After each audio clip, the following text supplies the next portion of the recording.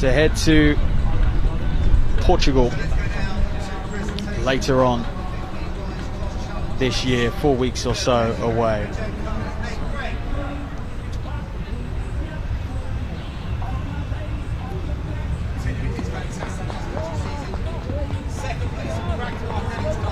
So there we are, Nate Grigg. What a season he's had so far. Starting off, second place, Elliot Langley-Abar by what? A vest width. Absolutely tiny. Flashback to the New York Marathon last week.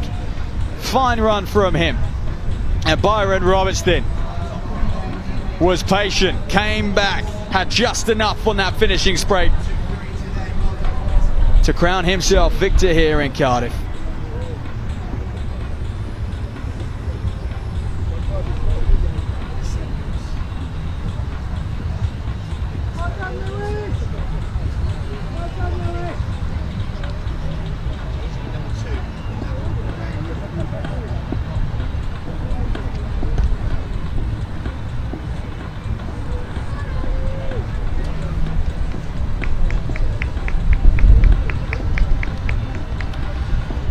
So the under 17 and under 20 women, I hate to say it, but there is a firm favourite, and the question is, can anyone get near Innes Fitzgerald? She's won this event multiple of times over the years. Not only that, she's won the European cross country multiple times over the years as well. She's a 2 times European under 20 champion on the mud, and I mean, what a summer she had out in Tokyo, competing there. 14:39 lifetime best over 5,000 meters this year. An athlete who's competed on the Diamond League circuit, 3rd in Stockholm. It's just staggering what she is capable of. Gavin and Joe Pavey have done a fine job in continuing to just manage and monitor her and give her, allow her the freedom to just progress at a sustainable level, which she continues to do.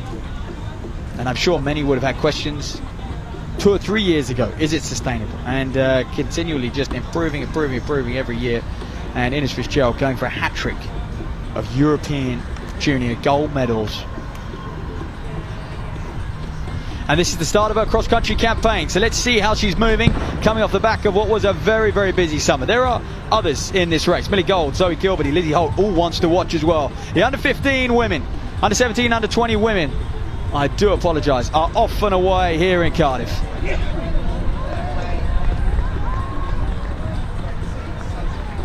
They hammer out towards that first turn, looking for the likes of Fitzgerald in there. Millie Gold, the Swansea Harrier, 2025 European under 23 3,000 metre steeplechase finalist. 10:21 over the 3K steeplechase. And there she is. We can spot that stride a mile off, can't we? Innes Fitzgerald. Isla McGowan in there, the Banbury Harrier as well. She had a great season last year, didn't she? I mean, the depth in the under 17, under 20 women is just absolutely staggering. I mean, that team to make Liverpool in 2 weeks' time is an under 20. Frightening how good you have to be. And as I was mentioning in those junior races, it's the depth that has just increased drastically over the last few years across all age groups. Those at the top are kind of running the same sort of times, putting out the same sort of performances they've always done. You know, we've seen phenoms before, but you know, those behind are just getting closer and closer. And instead of there just being 1 or 2 within sort of, you know, 10-15 seconds of Fitzgerald in a cross country, there is 10, 20 of them. But already talking of winning margins, this is a big margin already from Fitzgerald. We know how she likes to run, hard from the gun. It's as simple as that, isn't it? She wants to break everyone around her as quick as possible, and my goodness me. And I think there becomes a point when you get so good that the others expect you to run away. And there were, once upon a time, athletes would try and go with Fitzgerald. They've learned their lesson. They're not even entertaining the idea of going with her now, and they're much more focused on their race as well. So you can see Isla McGowan there in that group. Like I said, Millie Gold mentioned her. Zoe Gilberty, by the way, Telford AC athlete, just looking out for that bright coloured vest that they have. 12th at the European under 23,000 metre championships last summer. Potentially Evie Powell of Abingdon in there. Aldershot Farnham, a district vest as well. Lizzie Holt, the Blackburn Harrier, national cross country champion in 2025, coached by Andy Henderson, doing a fine job representing England. Just a couple of weeks back, second place over in Belgium on the international cross country circuit. And this is what I'm talking about, big pack. Lizzie Wellstead in there. I mean, she's a phenomenal 16 flat 5k runner. So a lot of these women in this under 17, under 20s are actually at the upper end of that under 20 age group. You would expect that, I guess. But a lot of them looking to cap off their junior campaign on the cross country with a GB vest in 2 weeks' time. And a lot of them have already represented their country. Look at the margin Fitzgerald. I mean 3 minutes or so into the race, a kilometre into the race, and this is a massive margin from Fitzgerald. But it was a golfing class, and to give you a bit of context, he's got a minute and a half really on the next best person over 5,000 metres in this race. And she is in a league of her own in that way. Good to see City York athlete in there as well. There's McGowan. She's always been featuring McGowan. Fine winter last year. Started to show real promise over the 1500 as well. It's great to see her sort of get that 1500 time down, work that down a bit. Because you often look at athletes, don't you, and what could be the limiting factor of their development, especially as they're still just under 17s, under 20s, is that 1500. And if they can't get that down to in the realms of sort of under 420, you do worry what they could do over 5k. So one very small lap for these women, which is about 1250 meters. So literally as they're crossing the finish line gantry or just peeling off, taking that right hand turn, it's about 1200 meters into the race. You can see, give a little bit of context, 4.5 minutes in, and they are just streaming around there.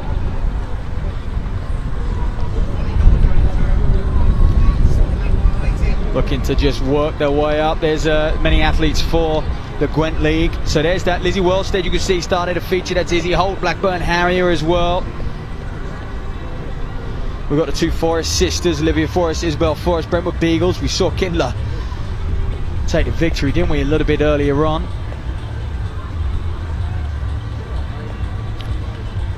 Bryony Boyce, one of Cardiff AC's leading runners. Also just taking that turn.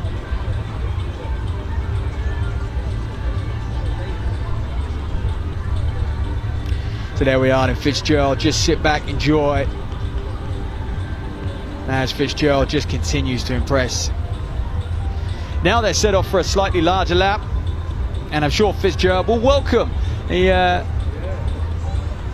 twists and the turns and the hills, something to just keep her mind occupied a little bit more as she just works her way round this course in phenomenal fashion. That's Beth Lewis, by the way, an under 17 City of York athlete, enjoying herself out here. It is soft underfoot. Like I said, these images are a little bit deceiving. Yes, the sun is shining, glorious warm temperatures. It's up near 16, 17, 18 degrees even.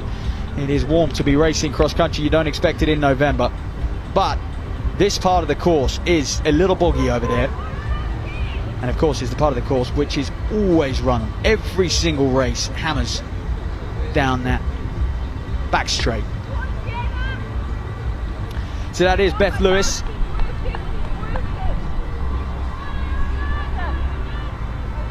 Bit of a breakout performance for her, that's for sure. Did have a good year last year, make no mistake.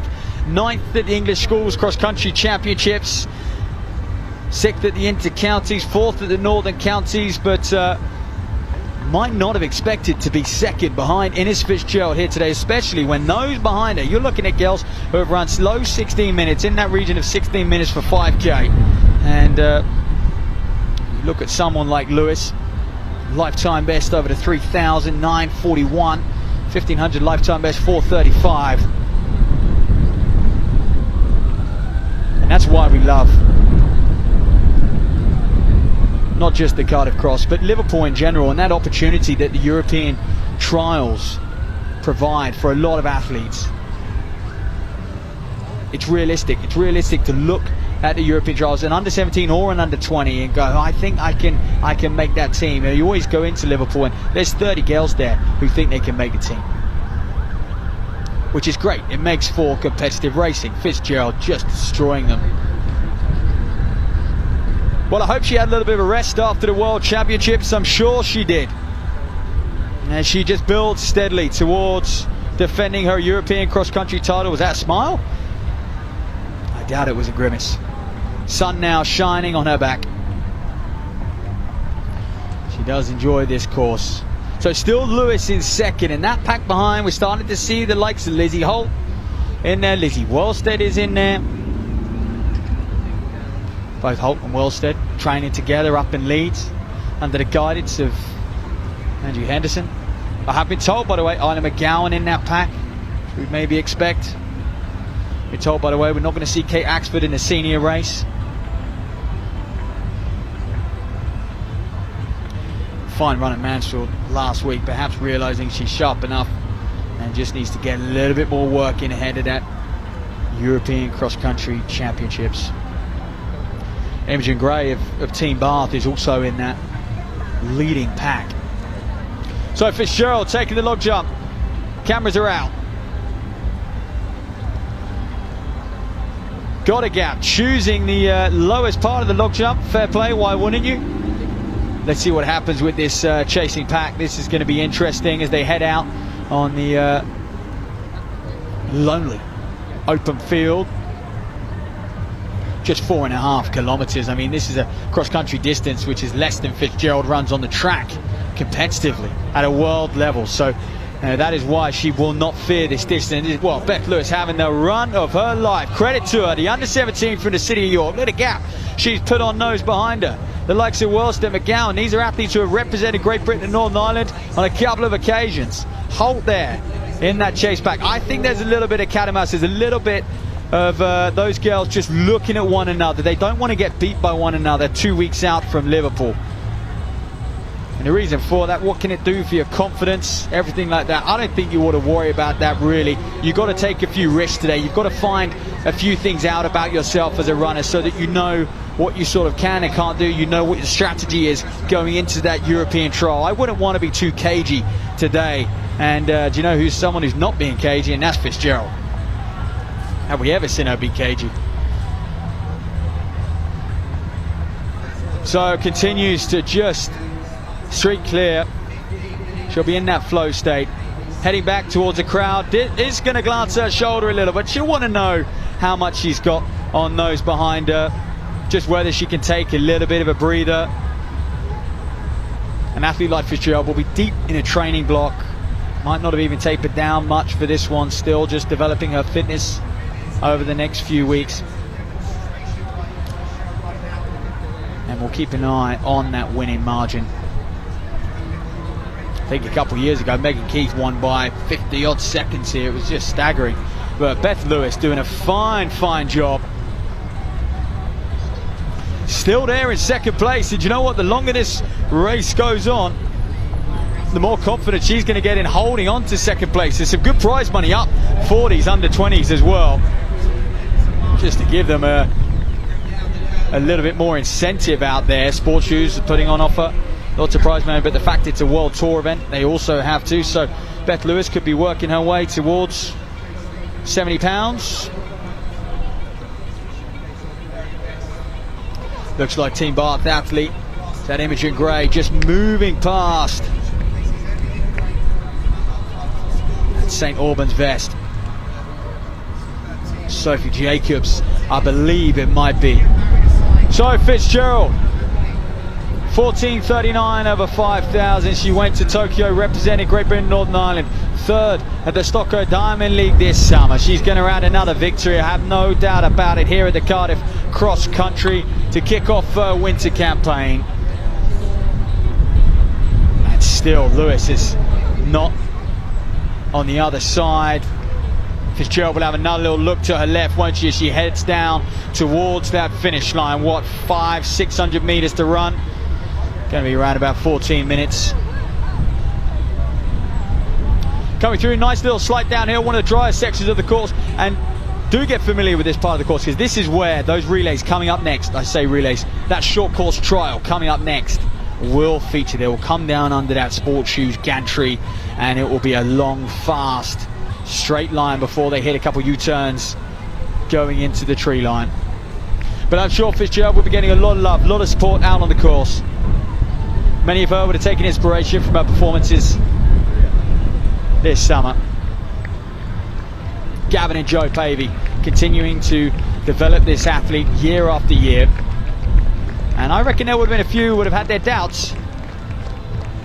Lewis negotiating that lock very comfortably. Worlstead looks like she's now the one giving chase to try and work back to Lewis. Lewis has gone the wrong way. Oh no! Lewis goes the wrong way, just completely in the zone. You really do probably need a marshal on that point of the course. And Worlstead and Holt, the two training partners from Leeds, their eyes would have lit up. Second place is in front of them. They can hunt down the young under 17. Oh, it's not what you like to see, is it? Because she had a decent margin, and you'd back her to have held on at that point in the race. Meanwhile, Fitzgerald takes that sweeping U-turn, which is going to be decisive in these short course races up next. You take a bad line there, your race could be over.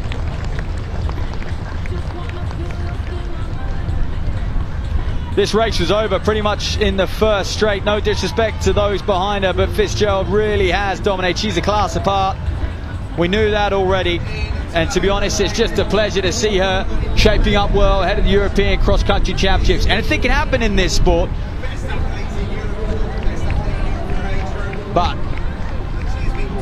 one would say that gold medal come the Europeans is most likely going to be Fitzgerald's, isn't it? So here she is, Ines Fitzgerald, ladies and gentlemen, Cardiff Cross Country Challenge champion once again, year after year after year, making a habit of winning here in the Welsh capital. Well, look at this then, battle, Lewis, Holt, she went the wrong way, she's still going to hold on. We'd love her to still take second. Just the under 17 from the city of York. What, 100 meters to go? Has she got it on the downhill? She had a decent margin on Holt and Worlstead in behind her for a large part of this race. She was the only one brave enough to get after Fitzgerald in the way she did. Early on as well, she was on her own. And do you know what, Lewis? She wasn't going to be beaten by anyone else today. Look at this sprint finish. She wanted it more. Beth Lewis, the city of York. Breakout performance from her. And she is going to take second place here. And Lizzie Holt, your national cross-country champion in 2025, will take third, and that's a big scalp for Lewis. Worlstead, great run from her as she builds towards Liverpool in fourth. And so we've got a mix of under 17s, under 20s. Sophie Jacobs, St Albans, coming across the line now. Is it Imogen Gray of Bath as well? Isla McGowan just checking her shoulder. Oh, and we're going to see all of these ladies go at it again in just 2 weeks' time. This is well, they'll get a good match on each other.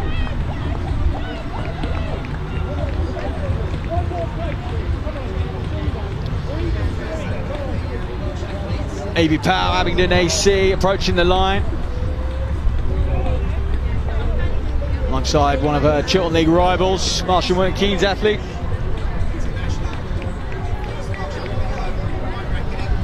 Sophie Capello, you had seen of Aldershot as well, so keep an eye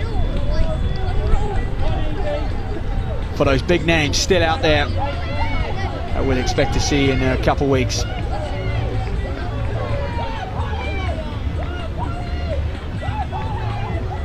So this is the under 17 and under 20 women, their race coming to an end, and we've got a little bit of grace period.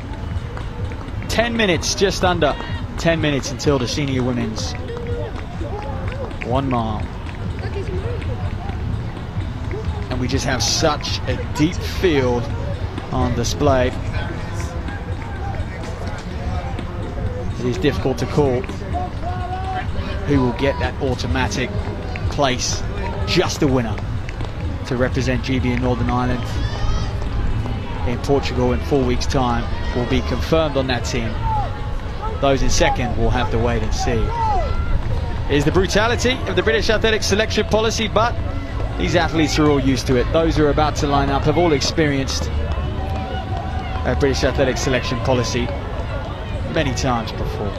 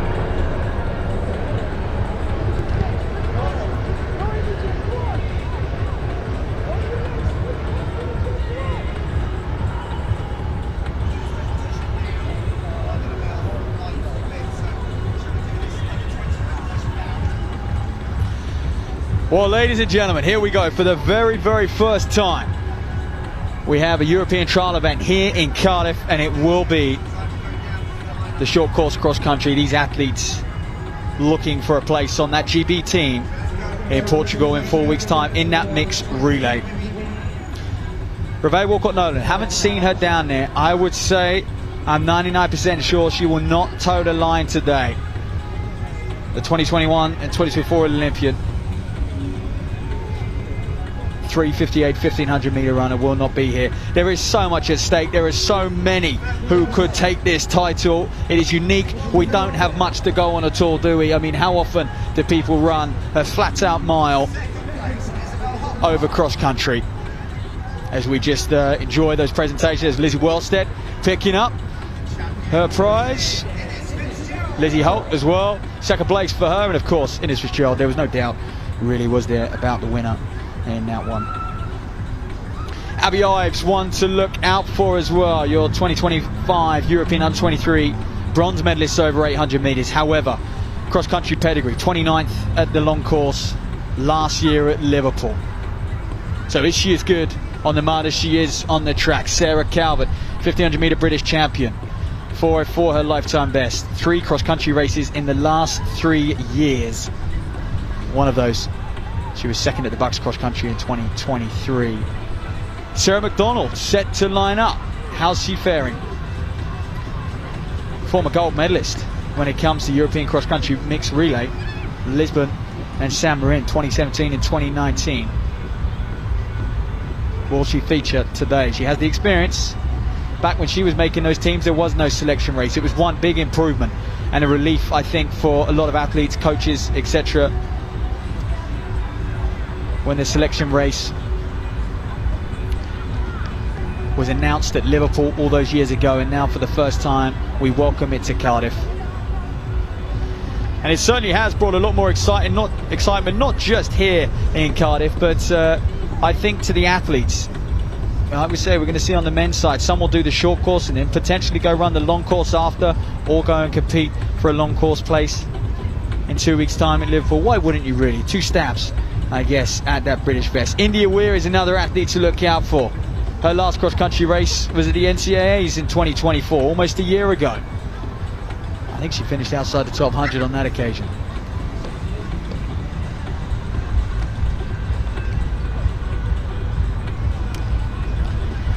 So these women have been held on the start line for quite some time now.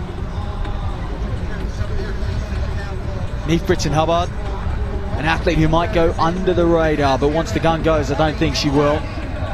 One of the fastest legs at Mansfield last weekend.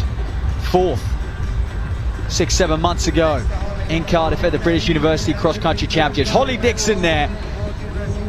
Look out for her. Ran a great leg last weekend in Mansfield. Great running over 1500 this summer. Really sharpened up. Started out as more of a 5K runner and now has transitioned down to the 1500. Could this be her event? Sarah Calvert, already mentioned her, British champion over 1500, been away in Font-Romeu, preparing for this meticulously. India Weir, hey, silver medalist over the 5,000 in the summer. Perhaps a little bit disappointed with her performance last week in Mansfield. Can she step up? I think she'll have to today if she's going to make that team. And Ava Lloyd, of course, part of that M11 setup, 5th at the UK Championships over 1500. However, her last cross-country race, 29th at Liverpool as an under-20 athlete. Does she enjoy the grass a little bit more than she did that day? Only the winner is guaranteed a spot in this mixed relay. And if they turn it down, both spots will be discretionary to the British Athletics Selection Committee, to think of a better name. Your women's short course cross country. Well, away they go. How do you pace it? That's the question many of them will be asking themselves coming into this one. What's your tactic? It's flat. There is a sharp little uphill. There's a few tight turns. There's a steep downhill. And there's a big U-turn which could cause a lot of problems in that finishing straight. It could be cagey. I think the fact there are so many women in this race who could win this one, it could well be cagey. Don't expect Calvert to feature anywhere near the front. Dixon is fine leading. She led most of the way at Mansfield last weekend. I think she's going to be one of the most confident coming into this, just because she'll be very, very familiar with her effort levels over sort of 5-6 minutes of running. Saskia Miller, by the way, also fine leg at Mansfield last week. Really threw it down, and great to see her back, to be honest, and just continuing to get back to her best. Molly Hudson's an athlete to look out for. Megan Harris was second on leg one at Mansfield. That's all we got to go off, really, when it comes to the niche of cross-country short course racing. So 4 or 5 abreast. Lucy Jones is tucked in. Another athlete who could really perform here. And so a very, very big pack. India Weir's a little bit further back. Molly Hudson's a little bit further back. And Kaima Langer's in there. They've got this sharp left-hand turn as they approach it. A couple of years ago when they had the sort of, it wasn't the trial race, was it? But the first time they had the short course here, it was very, very boggy on this section. Hannah Irwin just glided along. I think 5:18 or something, 5:15 she won on that occasion. But it is very boggy, and I think a lot of these women just won't want to give each other an inch. They won't want to lose 5 or 6 yards in this opening 400 meters. But when you pop on the cross country, that lactic in your legs, you can really slow up the latter half of this race. So let's see what happens. Will there be much change, or will we have a big pack like this for the remaining, 2.5, 3 minutes? Up the hill and down they go. Holly Dixon just starting to run away along the top here. You've got to hammer down this hill, get a bit of momentum. Neve Britton Hubbard as well. And I mentioned this is what Hannah Irwin did a couple years ago. It's a completely different field then. Didn't have the same quality it does now, but it was soft underfoot, and Irwin just glided away from the rest of them. And those runners who just rely on that firm surface, they want that pushback, they just couldn't live on the grass at all. Charlotte Buckley going through. Bucks medalist over the 800, and Dixon is looking very, very strong. Look out for Neve Britton Hubbard as well. Already made many European cross-country teams as Neve Britton Hubbard. Former Cambridge University student, like I said, last time she was in Cardiff, came away with a gold medal. Cambridge University winning the Bucks cross-country championships as a team. Neve was 4th on that occasion. So Dixon and Neve are just starting to run away with this. I saw Dixon interact with her mother last week after Mansfield, and she was very, very pumped up. The adrenaline was flowing. I think she knew what that meant to win that leg one at Mansfield last week, and I think she will know how she would have felt as well, and how, you know, where she is in terms of her training cycle and everything like that, what more she would have had to give, even though it's just 7 days down the line. But at the moment she looks faultless. Ground doesn't seem to be affecting her at all. Dixon, Hubbard, Ava Lloyd just sitting in 3rd. Another one been out in Fontenay like a lot of these athletes have. Lucy Jones been out there, Sarah Calvin, India Weir, Carmen Langer's in there. There's going to be a mad dash for those minor places. One thing I would say, because it's all or nothing, it's only about the victory here. A lot of these women might not be too phased. I mean, they're true competitors, but once you know the win is gone, once you know you're not going to be on that team, what's your mindset? Can you still fight for 4th, 5th, 6th, 7th like you would for that top spot, like you would for that vest that awaits for these women? One of them will be guaranteed. The second spot will be discretionary. Dixon has led the whole way. Can she hang on in there? I'll tell you what, if this camera angle is anything to go by, it's a lot closer than it was going into that U-turn. Dixon with a yard. Jones just back on her shoulder. India Weir's going to hunt her down as well. Ava Lloyd is in there. Neve Britton Hubbard starting to fade. Sarah Calvert surprisingly fading back as well, although I did mention a lack of cross-country over the last few years might be taking its toll. So Holly Dixon, ladies and gentlemen, as she approaches, she's off the downhill. Ava Lloyd's finishing like an absolute train. Dixon's led this gun to tape, and it's gonna pay off. Wow. Holly Dixon, ladies and gentlemen, your winner here in Cardiff. Lloyd will get 2nd.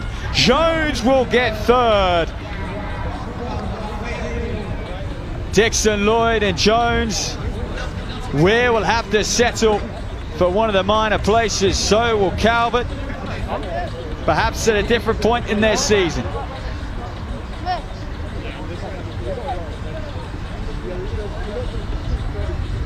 And I just wonder, those track runners,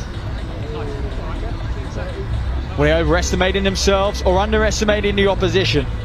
I think it's very, very easy to run a good 1500 in the summer and look at this short course and go, yeah, I can do that off 5-6 weeks training. but you can't count out how good Holly Dixon was today, and I think to lead in that fashion as well, there's more in there. She came under threat, she came challenged in that last 150 meters. Had another gear, went again. Whew.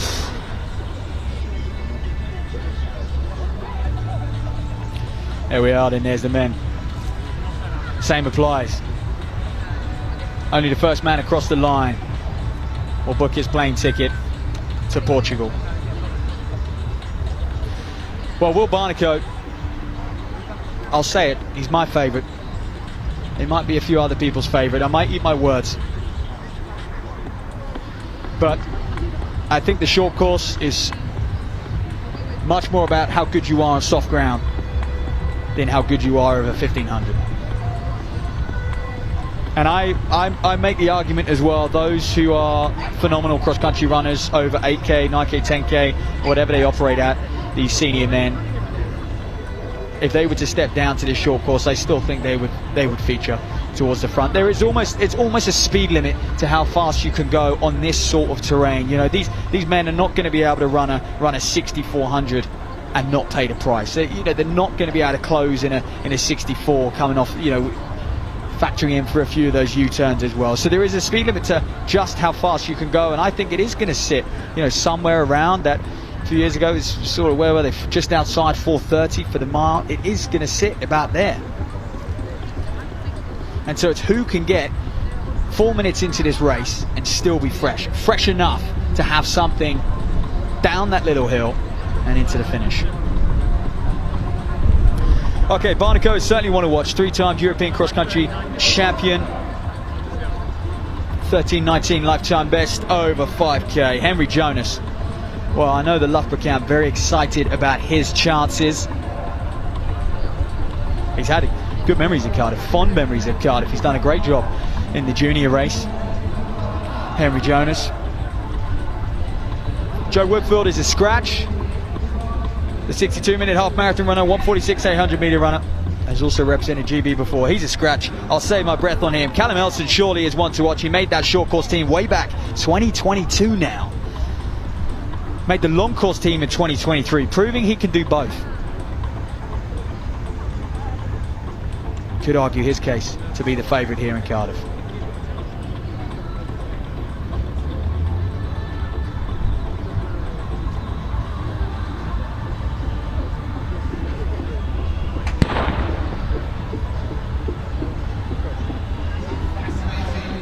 Well, it's a long hold, wasn't it? Was that Elson just slipping on the line a little bit there as well? But he's into his running. Well, Dixon was first to this first turn, and she managed to hold on. I wonder if we'll see similar play out in this men's field. Something tells me we won't. Jonas prominent at the front. Elson there as well. All of them in a big pack. Barnicoat a little bit further back. Just on the shoulder, we've got David Race to look out for. Cameron Boyack is a man I know a few others have tipped to really feature, the 334 1500 meter man. I mean, you go back, you look at his last cross-country race. Hey, it was that short course in San Marino 2017 where he won gold for Great Britain and Northern Ireland. I think those Higgins brothers, a bit like Holly Dixon, they have really shown their strength over the mud this year. They've done a couple of Kent Leagues, they've trained alongside James Kingston, they ran very well at Mansfield as well. Plus, I mean, they have that raw speed, a couple of 145, 146 men over 800, sub 340 men over 800. So what can those Tonbridge lads do? So Boyack, you've got the Higgins brothers there, and Cameron Boyack. Tom Dodd is one of the only men, and Joe Tuffin as well. Tom Dodd, Joe Tuffin is one of the only men who have done this course previously. Henry Jonas in that lead pack. Elson will probably be quite comfortable in this huge bunch. Alex Malloy, James McMurray, Jeremy Dempsey. He could really be one to watch. And there's Barnicoat further back there in the sort of pinky purple colours, just in front of the bright red shorts of David Race. So interesting to see the likes of Barnicoat sit quite far back, but as I mentioned, as they take this sharp turn, I do feel like this race is about getting to 4 minutes as fresh as possible. There's a few others just dropping their head round that sharp left-hand turn. Boyack really taking this on. Now this is similar to Holly Dixon, isn't it? These Higgins brothers, what a story that would be. Imagine they get 1-2. Mark Cookway. Don't get too excited, still 2 minutes left. but they're looking good. Boyack, Ted and Jack Higgins, forgive me, trying to identify which one is which. Both equally as good. And now Cam Boyack faultless over this. And I tell you what, I had a few messages over the last week. People saying Boyack is moving very, very well. He's prioritized this. He's trained meticulously. Look, we haven't really seen him. Like I said, the last time he ran over the mud was coming up for 8 years ago. But he is flying down there, and he's asking the question to the Higgins. What's going to change over the last 400-500 meters? 2.5 minutes in, approaching that kilometer.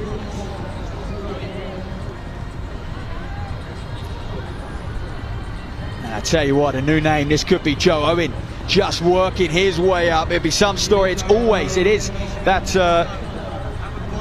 the case, isn't it? It is a development event. Is this mile? Boyack now being closed up. Jonas starting to show his face. Jeremy Dempsey as well. Will Barco. Dempsey's a phenomenal cross-country runner. Make no mistake about it. Sub 4 minute miler as well. Boyack now, he just has to hold on. He can't give these guys a sniff. The minute he shows them he is faltering, the minute he shows them he's struggling, they're going to close up. They're going to get a bit between their teeth. Callum Elson, for me, is he too far back? Can he just change gears? Come on, Harry. Oh, the patience required to execute this race.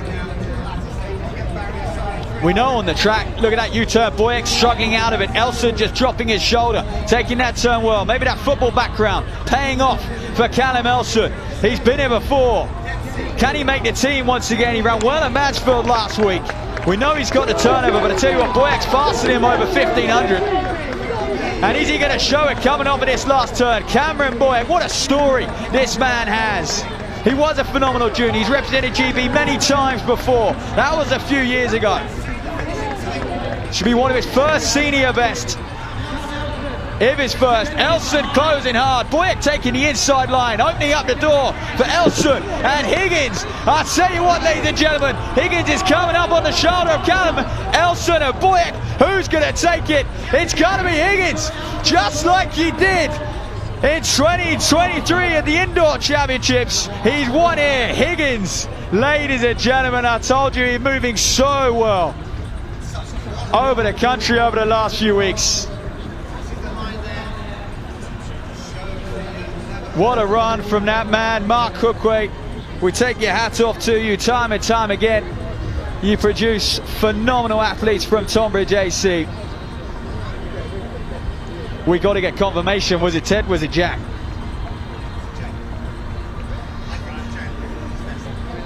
We think there was a J on the vest. We think it was a Jack Higgins, which is interesting because Ted has been moving really well actually, has scalped his brother in those Kent leagues. Look at what can change in that last straight. Boy, coming off that last turn, I did not think he'd lose that.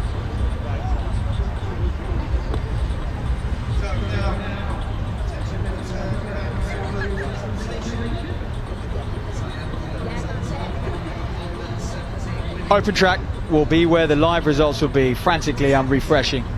Let's get confirmation. Meanwhile, I'll tell you who won the women's race. Holly Dixon, in case you didn't know. Ava Lloyd, Lucy Jones in third. India Weir got fourth. Britton Hubbard in fifth. Malanga, Hudson, Calvert, Millard, McAndrew, Buckley in 11th. Simpson, Armitage, Powell, Brady Jones, and a whole host of others. 22 to crown off the field. Senior men, we still await confirmation of those results.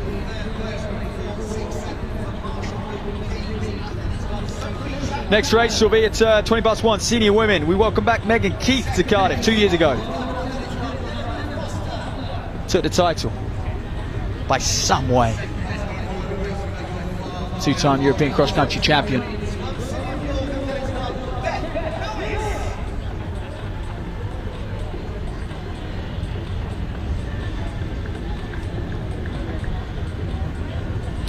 So those senior women are preparing out there. Of course, joint with the Gwent League for those international viewers. This World Athletics Continental Gold Label Tour will be joined with the local league match here in Cardiff, and it will be a part as well of the UK Cross Challenge Series.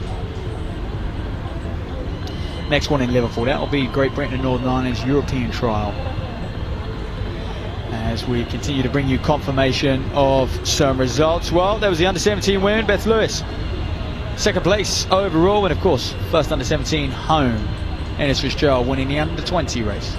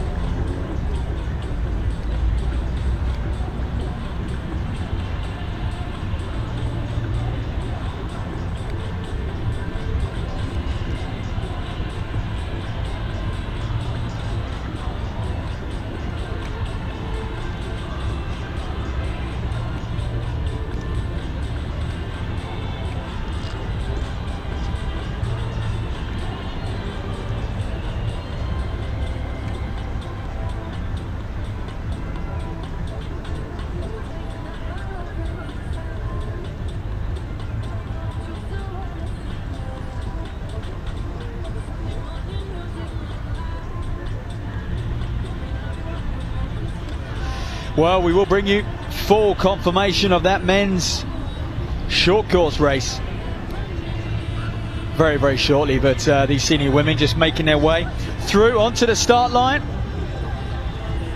Huge field. I've just seen Megan Keith, someone who loves this course, but we'll have a bit of battle on our hands today, because it was, you know, last year she did take 2 years ago, sorry, did take the victory here, fought off the very best from the East Africans, and that same year, you know, she went on and just destroyed, biggest winning margin at the European Cross Country Championships in Brussels. It was just staggering, and of course went on representing Great Britain at the Paris Olympic Games. Was injured last year for this, so coming back to reclaim her title. Now, couple to look out for then. We do have Cynthia Chip Karui, one of the most exciting youngsters out there at the moment, the African under 23,000 meter champion, just 17 years of age. She has already booked her spot on the junior team for Kenya at the World Cross Country Championships in Florida. She won the Kenyan under 20 trials, and anyone who does that is a formidable force. Sheila Chebet, first in Belgium earlier on in the year, second in Cardiff last year. Chebet, the Kenyan, fourth at the World Cross Country Championships as well as a junior in 2024. She will await to see if she can get back on that team. Sofia Torgersen of Denmark, 8 times the junior national record holder from 800 to 5k. Now starting to transition well into the senior ranks. We welcome the Dane Celia McCabe of Canada, 2023 Canadian cross country champion. Steeple chaser by trade as well, national record holder, 9:20 her lifetime best. Can any of these women challenge Megan Keith? Maria Urena of Spain as well. Carrie Hughes might get close. She was 5th last year. Kate Axford is a scratch. 6 seconds off the victory last year. Kate Axford not here today. As I mentioned, maybe Andy Henson happy enough with what he saw last weekend in Mansfield. Put pretty much 15 seconds on the next closest athlete, and that was Holly Dixon. But Axford will be looking at to be going to that European Cross Country Championship. 10th last year, won Liverpool, then got injured at the turn of the new year, and now we'll be looking to see if she can break into that top 10 at the Europeans. I have no doubt about that. So Megan Keith is situated right on the inside, to the left of Pitcher. Expecting to be first to that first turn, perhaps. Holly Dixon, interestingly enough, quite a lot of women, by the way, have entered back into the long course, and Holly Dixon is one of them. And I wonder, you know, now she's won that, there really is, there would have been nothing to lose anyway, right? But now she's won, adrenaline high. I wonder if we will see her just sort of get round here and see what she can do. Sort of, what, 20 minutes or so after winning that cross-country short course.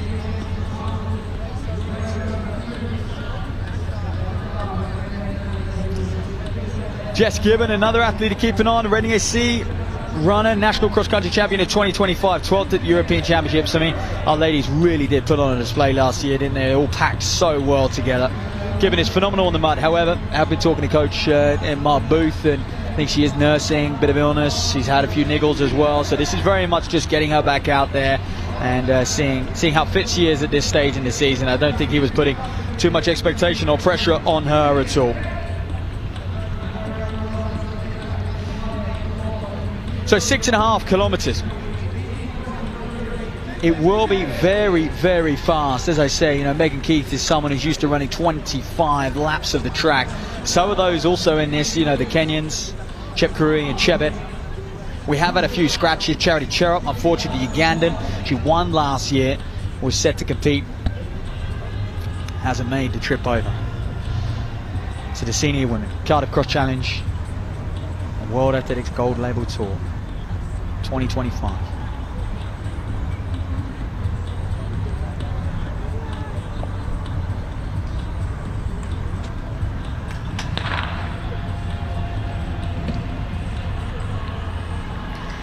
So hit the ground running then.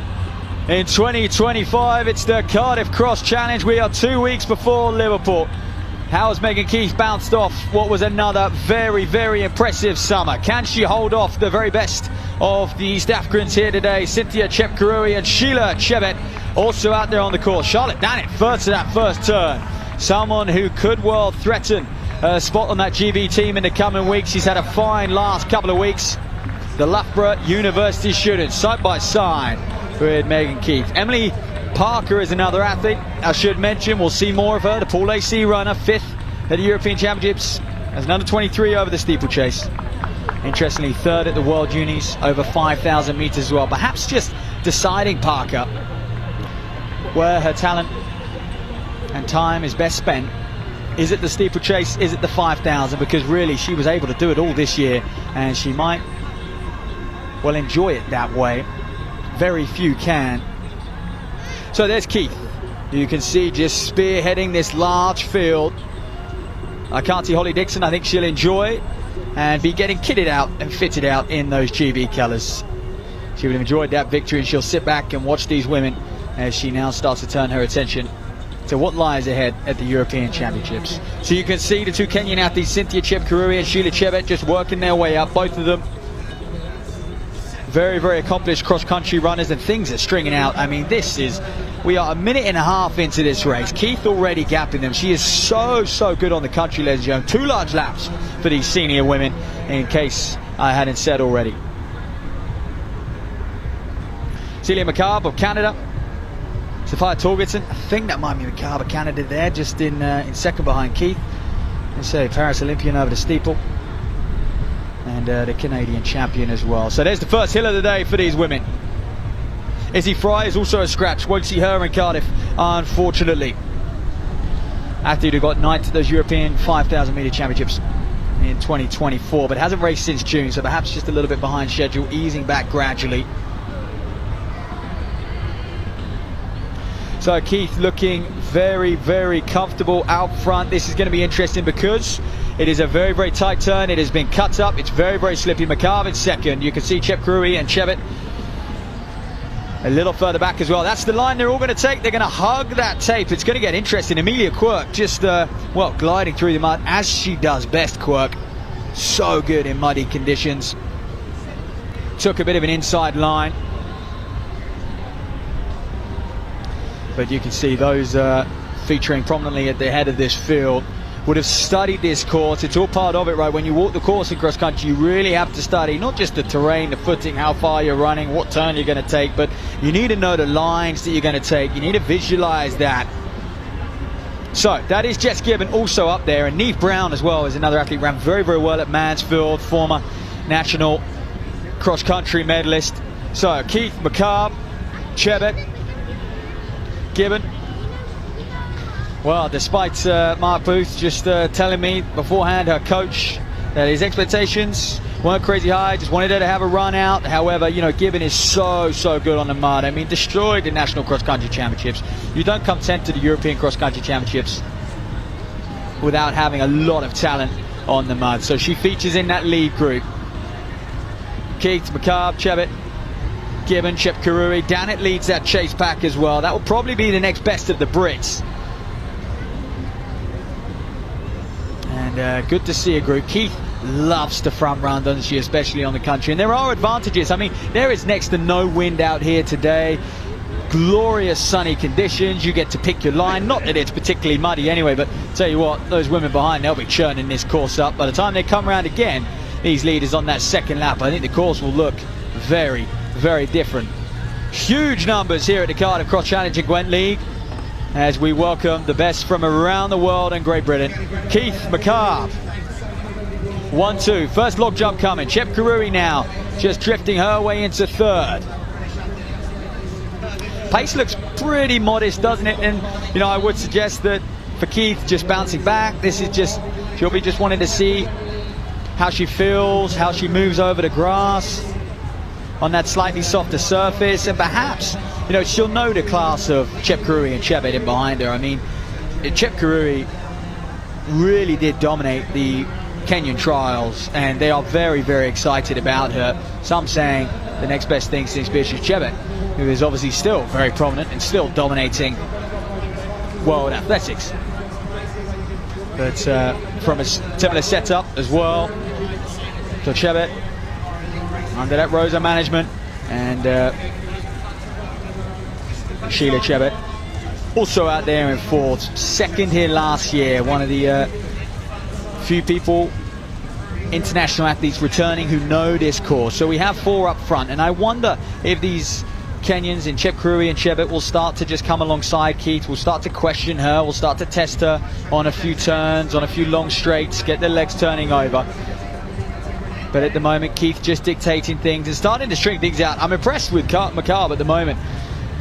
Celia McCabe of Canada, the steeplechase, because doesn't have, of course, Canadian champion is a big title, but doesn't have huge pedigree over the cross country. But very impressed. She is just hot on the heels of one of the best 10,000 meter runners in the world in Keith. I say, performing exceptionally well at the World Championships, finishing up in 10th place in Tokyo. 30.36 for 10,000, her lifetime best. So McCabe seems the only one amongst Gibbon and the others to actually be able to stay in this top four group with three very, very strong cross-country runners. And much like Megan Keith over in Kenya, cross-country really is the start of athletics for a lot of athletes. It's not the track, it is cross-country. They will all compete in the county and district races, much like here in the UK, before they make their way and qualify for the national championships, which is always, or more often than not, in Nairobi, where they represent their region. So a great little pack of four. Megan Keith, Shep Karuri fine sitting in behind her, McCabe and Chebet. Then Jess Gibbon, now isolated on her own. Made the bold move to go with that front pack, now just suffering perhaps a little bit. Charlotte Dannett then next, Emily Parker as well. Those two trained together, had some great battles on the track over 5,000. Remember one distinctly in Birmingham, Dannett and Parker going toe to toe for 12.5 laps. Parker letting Dannett do all the work, and I think she's going to do that today. Similar tactic ahead perhaps. So there's Gibbon swinging around that turn. These are great images, gives you a bit of context, doesn't it, how sharp these turns really are. Is it Torgersen of Denmark just coming round as well?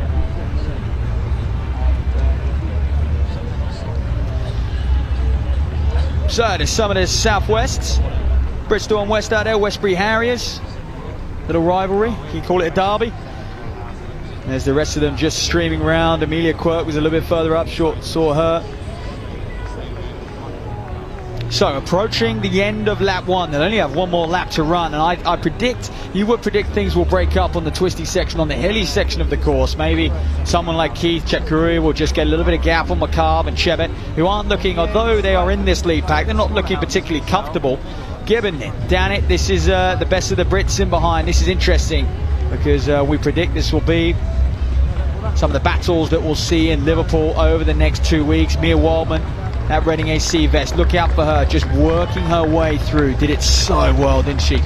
Just last year, finishing in the top 10 at the European Under-23 Championships. So Waldman and Gibbon, by the way, training partners, both under the guidance of Mark Booth.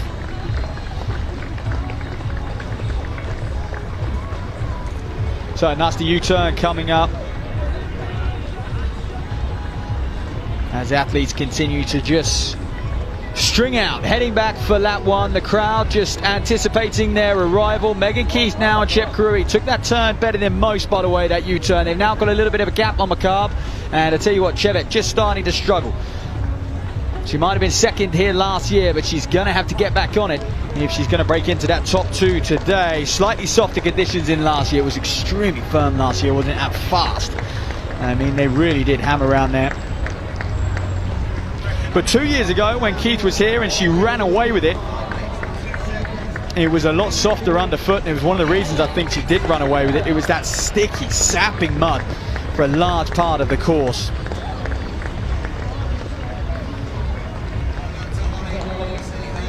So they have a few little snakes, these elite women, as they just wind their way round, approaching the start-finish area. Megan Keith, Chepkarui, McCabe, they're your top 3. Chebet just a couple yards back, taking the turns nicely. Something tells me they're very much within themselves at the moment. I think Keith just coming across, literally running by me, looks very, very relaxed, and I think she knows that she's going to need a whole nother gear if she's going to live with the likes of Chepkarui, who just like that actually goes round for lap 1, just to update you on the front of the field, and then steals about a yard on Keith. So it's Chepkarui, it's Keith. This is a clear injection of pace.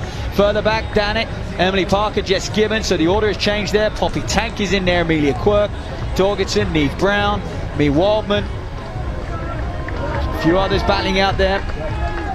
Rebecca Flaherty, Victoria Hiscock as well. This is a great day for Reading AC. If there was a team title on the line, they'd be sweeping it up. So here you are. This is that injection of pace I was talking about. Chepkarui leading, spearheading the front of this field. Just asking the question. McCabe is having a fantastic day at the office. She really is the steeplechaser.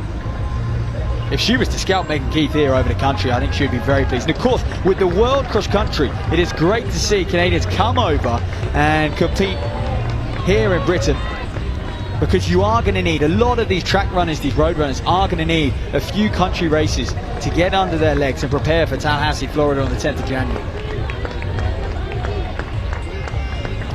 Yeah, I don't care how fit you are over a half marathon or a 5k or a 10k. You do need to get used to just hammering around turns, up and down hills. The effort level is just extremely high. You have to be adaptable as well. So this is the front of the field. Surprise, Keith would have had a bit of time off after the World Championships in Tokyo, where she featured prominently. But Chepkarui, as I mentioned, you know, this is someone that they are very, very excited about in Kenya. They look at her and they see her, to be honest, as winning the World Cross Country Championships as a junior, of course, not a senior. I mean, to contend with the likes of Chebet, Beatrice Chebet and Kipyegon, Nigetic, and just a whole plethora of names that will be featuring at that World Cross Country Championships. But comes from a very, very similar setup as Beatrice Chebet. Just 17 years of age, your African 3,000 meter champion. But actually, her PBs, they don't match up to her cross-country prowess. So they're almost, you don't want to ignore them, but acknowledge that she is superior over the country. Well, there's that chase back. That's the battle of the Brits there. Jess Gibbon just fading back slightly, a very fast start. So that Neve Brown just attacking that hill. Mia Waldman there in the red of Reading AC. Again, she was Poppy Tank and Mia Waldman, two other athletes who were here sort of 6-7 months ago for the British University Cross Country Championships in Cardiff, and and the pair of them getting on the podium. Poppy Tank beating Waldman on that occasion. Jess Bailey, of course, taking the title. When will she open up her cross-country campaign, we ask? So Charlotte Dannett leading Poppy Tank. Taking that turn, you can see how muddy it is, getting so slippy. I think this is going to cause problems a little bit further back. Those who actually can't move haven't got the luxury of picking their line. So there we are, Chep Curry, Megan Keith. Oh, acorn on the shoe there maybe. Piece of wood on the spike, didn't like it, stops, takes it off. Loses 10, 15 yards, but it's very, very frustrating. If you've got something stuck to your spike, you really can't run properly. It's in your head, it's annoying, it is quite dry, it's rooty.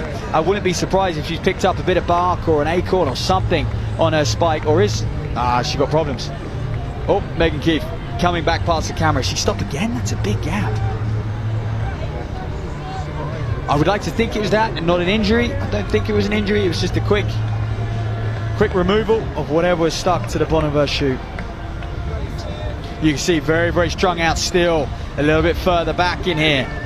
There's Thorgerson, one of the leading Danes over a distance. Holds a lot of national records. There's Thorgerson. Now Poppy Tank just stretching that chase pack out. Amelia Quirk moving well of Bracknell AC. We've already seen one Bracknell AC medalist today. I'm not sure Quirk will medal, but if she can break into the top 10, that'll be a fine performance for her. So Chep Karuri just gliding away now from the field. I mean, this is what she came here to do. This is what she knows she can do. I mean, no disrespect to those around her, but she would have faced and fought off much, much tougher opposition at those Kenyan trials a couple of weeks ago. So Megan Keith, surprisingly for us, we know how much she likes this course. It is a little short for her, 6.5K. I mean, Megan Keith would eat up an 8K, a 9K, a 10K, 12K cross country if she could. But 6.5K on this occasion, and she did stop. She had to remove something from the bottom of her shoe. She won't stress about that. For her, it's about getting her legs out over the mud, opening up her cross-country campaign, and preparing to claim her first senior title at the European Cross Country Championships. Is it doable? The way she ran a couple of years ago, we know she would have got close to the likes of Grovdale. As Emily Parker mentioned, her not quite enjoying the mud as much as she perhaps would have hoped. A little bit further back, there's Neve Brown, Megan Harris, mentioned Mia Waldman.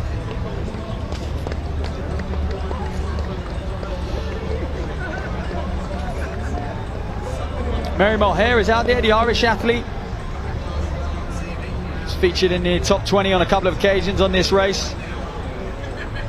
It's Laura Nichols, Bedford and County coming through there in the blue.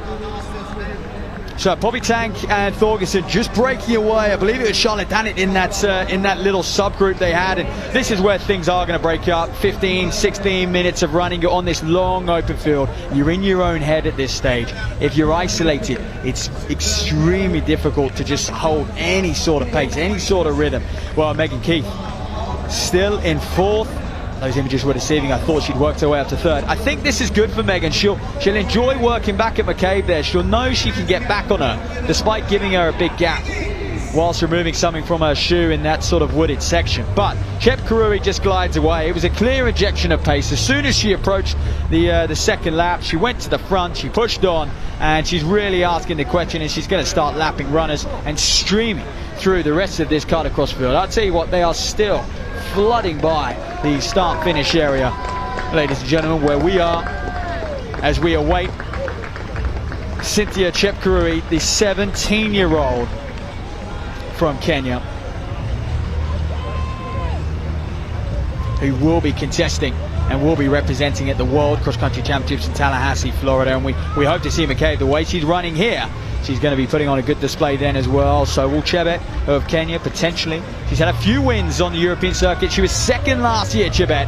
And you know what? She's paced it well today, because she was a little off this front group through that first lap. But now she's gone through McCabe, and you can't see her losing that second position, can you?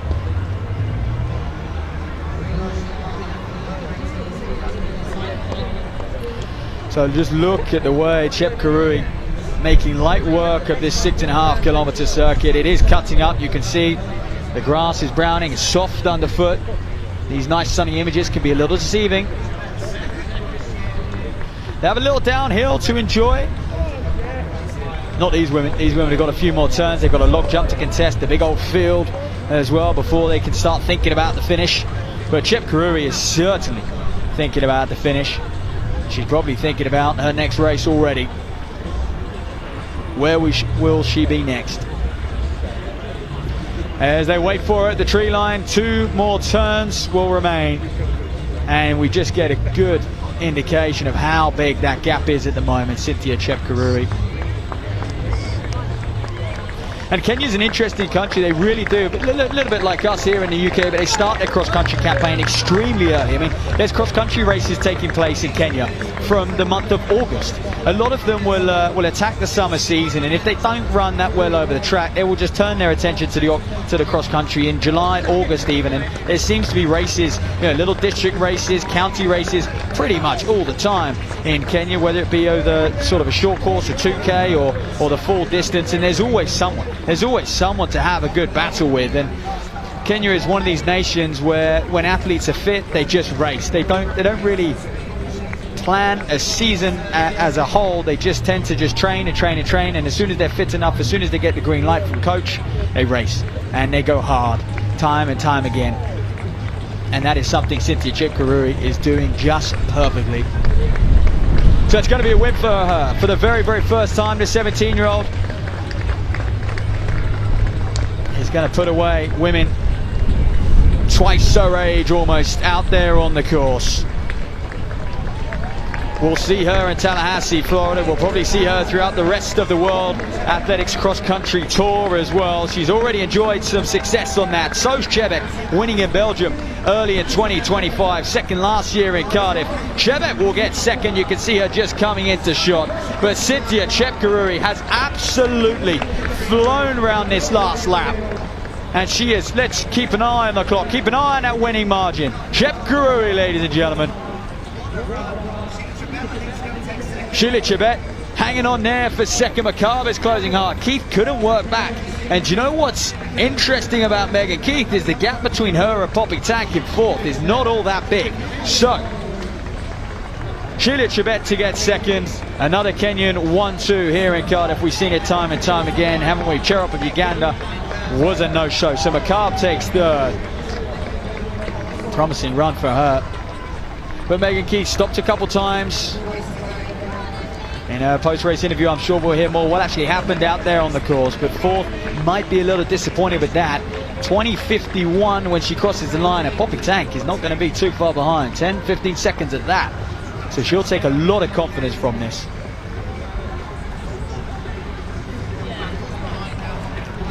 Thorgerton still developing through the ranks as well behind Poppy Tank. Poppy Tank there.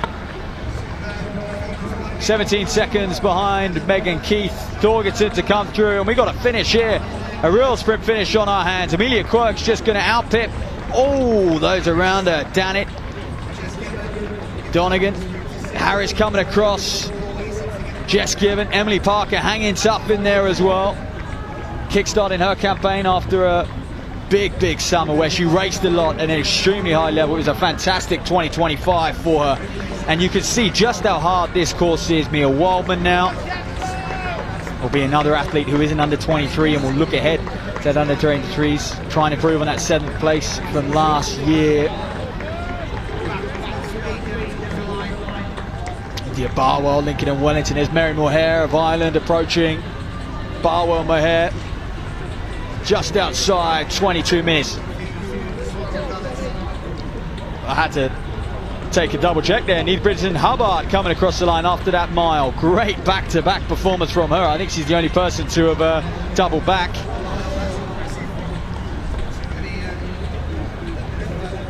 Yeah, Victoria Hiscock of Reading AC. I mentioned they've had 3 in the top 25 or so. Rebecca Flaherty, another under 23 who'll be looking ahead to that Liverpool cross country in 2 weeks. It'll be anyone's race. Of course, the under 23s turning off early on that occasion. Always a strange dynamic.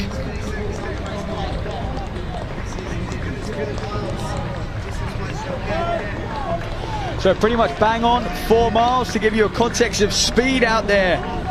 These women are operating. It is fast here in Cardiff, and it just shows you that Cynthia Chep Karuri cut round here at 5-minute miles, perhaps a touch under that. think she'd find good place in the senior men's race, which is up at 2:30. For those of you who are looking forward to that, we do have the under-17, under-20 men just sandwiched in between these two senior races, and they'll be off at 2:05. So we've got 20 minutes or so for these senior women to finish off here. Good sprint finish here from Paul AC in the Westbury Harrier. Rhiannon Patton making a trip over, based in Oxford. Just getting pipped on the line there. That will be frustrating for her.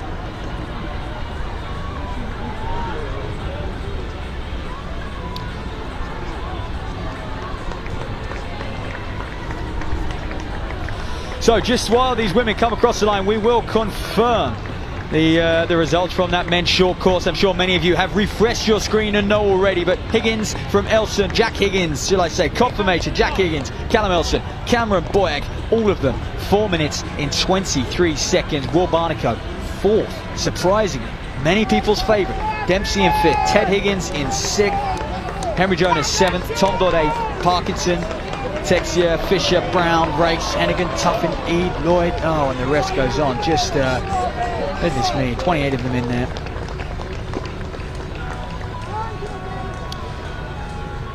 So, ladies and gentlemen, we'll have a slight pause in the programme. We'll hear from Jack Buckner and James Williams in just a moment as well, so do stick around for that. And then we will look ahead to the under-17, under-20 men's race.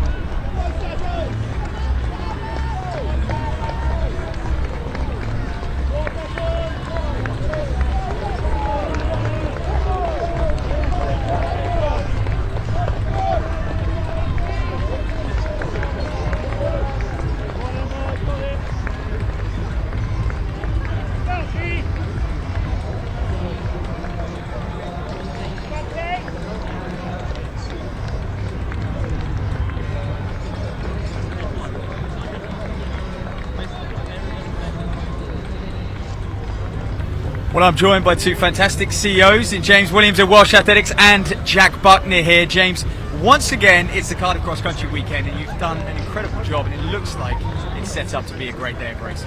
Yeah, we brought the weather this year as well. It's not many cross-country events we turn up wearing sunglasses, so yeah, we're really excited. It's going to be a great day today.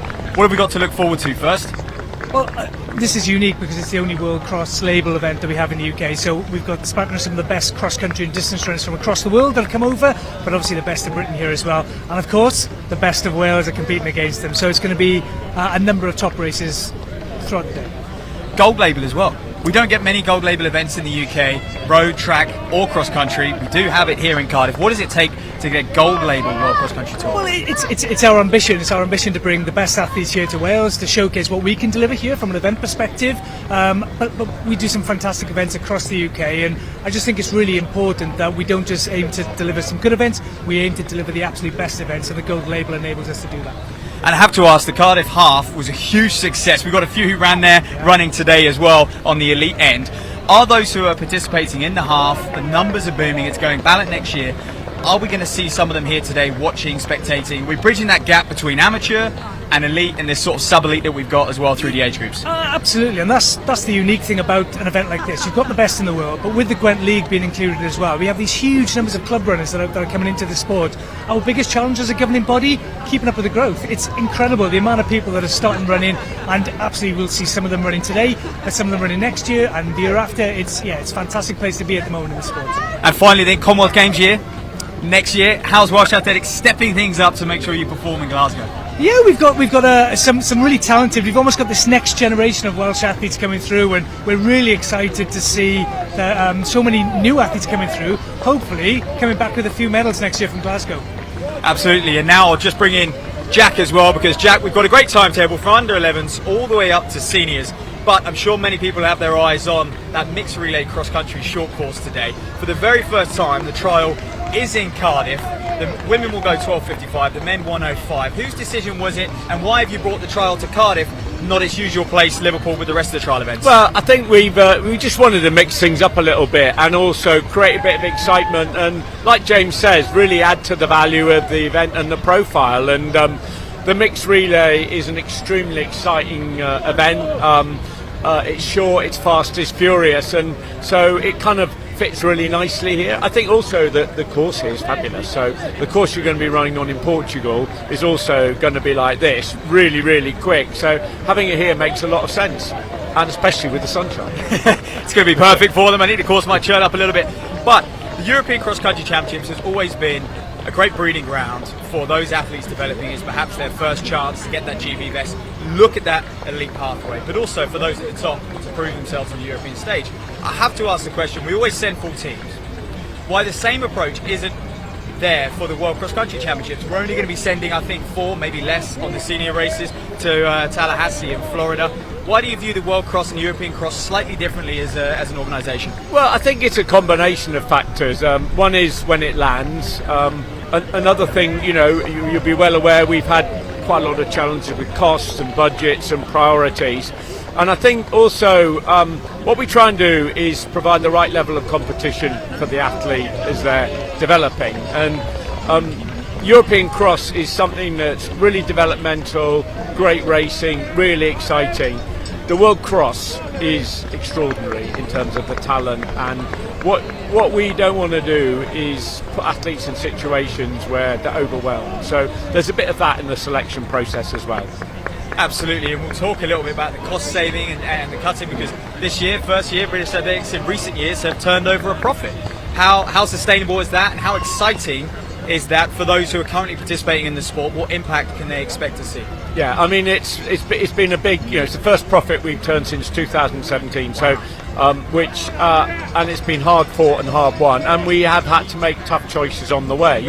We've had to cut a few things that matter to the sport in order to survive. So I think, yes, I mean what we're trying to do is build a long-term sustainable future for our great sport in partnership with the whole sport. So getting the elite stuff right, and the Diamond League and the European champs and the world champs, getting that stuff right, we then have the resources to kind of feed back. And exactly what James was saying earlier, we want more events in this country, but they need to be sustainable, and you need to be just managing them really well. And in the past that hasn't been the case, and if you get these things wrong you can lose a lot of money very quickly. But we've got our events now on a firm footing. The partnership with Athletic Ventures with London Marathon and Great Run gives us a fantastic opportunity to deliver amazing events, and also to some extent rebuild events. So I think what you're going to see over the next few years is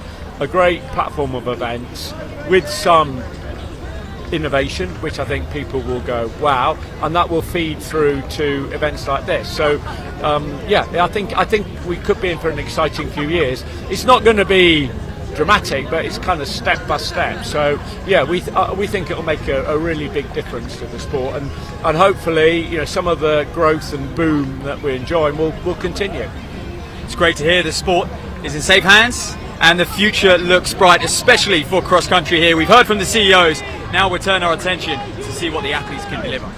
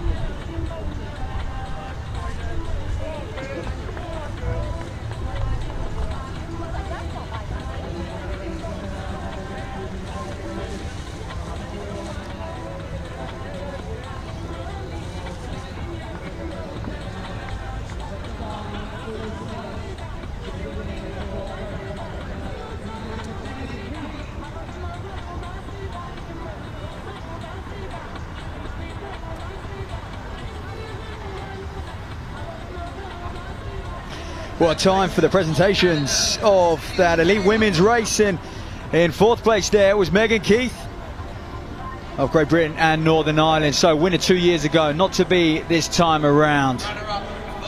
Sheila McCabe, though, from her NCAA start, now representing On Athletics in third place. Good scalp from her to beat Keith out there on the course. Over the country, looking good ahead of the World Cross Country. And Sheila Chebet then was in second place. And her countrywoman, no doubt about the winner, Cynthia Chepkaruri, was just phenomenal today, wasn't she? These athletes will pick up some good prize money as one of the attractions of the World Cross Country Tour. But more important than prize money, it is also just that cross-country experience, sharpening themselves up, preparing themselves for what is to come. And the cross-country season that ends with the World Cross Country Champs on the 10th of January is very, very exciting. And Chepkaruri, the youngest out of all those women, just 17 years of age, was just an under 17 last year, won the African Junior Championships, about 4 years too young. Staggering, really. A huge talent that they are very, very excited about in Kenya.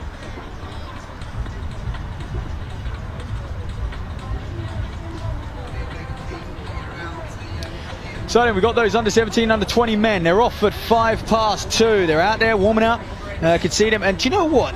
We're getting a bit of rain coming. Maybe this course is going to churn up a little bit more than it already is for those senior men. We've got some very, very light rain just amongst the sunshine. You know, a few clouds out there. A little gloomy. The wind just picking up a little bit and temperature's cooling down. It was absolutely balmy earlier on in the day for those junior races.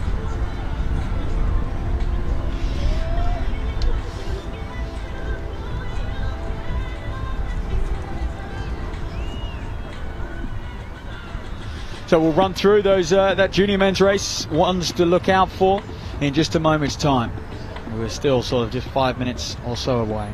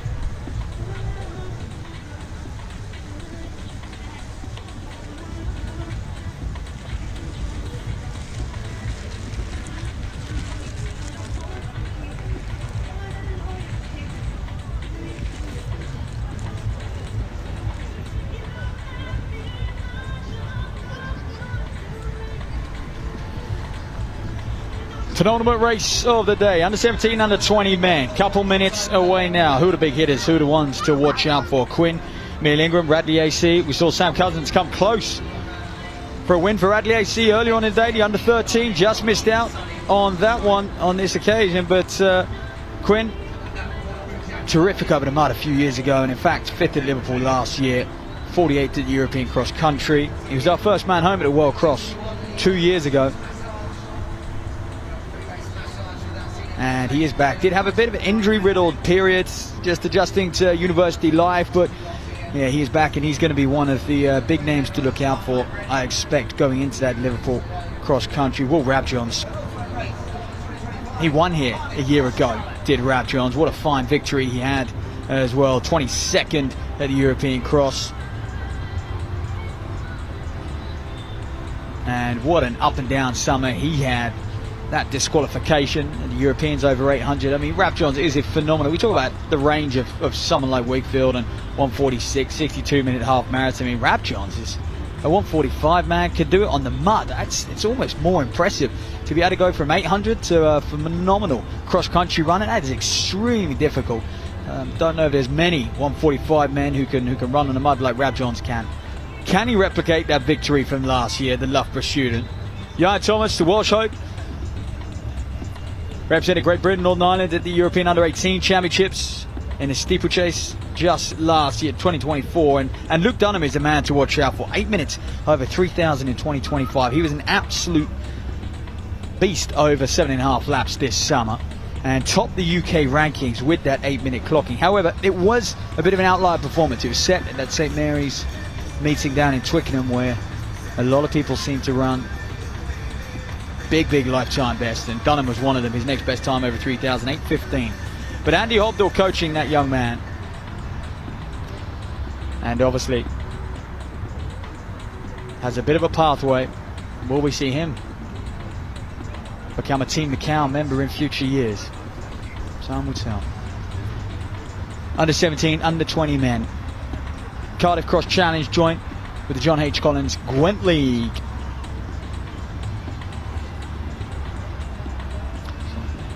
Plenty of others out there. Good contingent from Tonbridge down, and only made the trip up, or trip over, shall I say, to Cardiff, and it was worth it. Jack Higgins taking that short course victory. Very much worth it indeed. Matt Clark is a guy to look out for. Blackburn Harrier, developing nicely.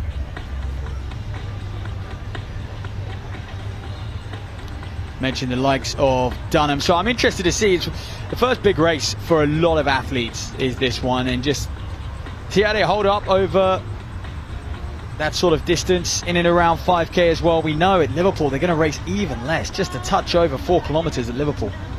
It is going to be a real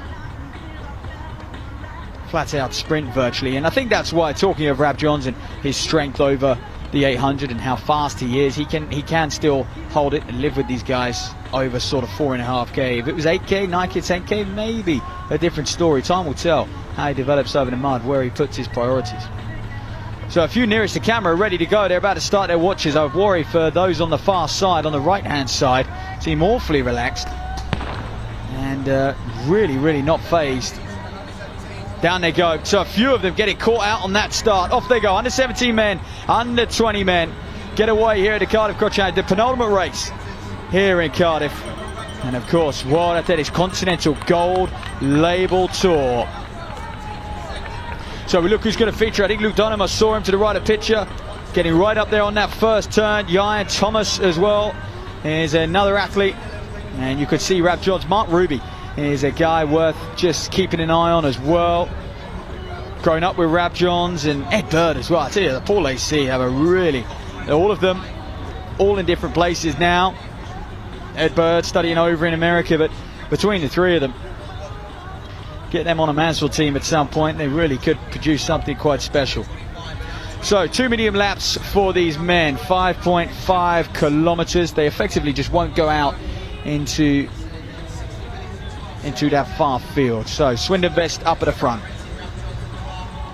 Looks like it's Luke Dunham as well, just leading the way, just spearheading this field. A few others just keeping control.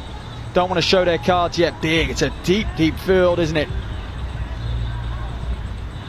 Gated Harrier, and that's what we like to see. Look at those youngsters just running alongside these men. Inspired, I'm sure. Would have had them around this course about a couple of hours ago.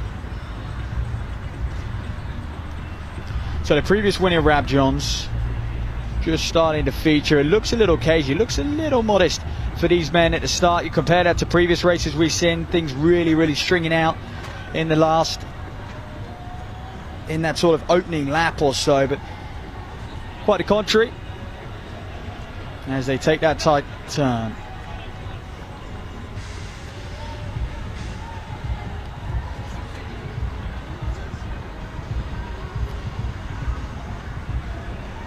Good to see Dunham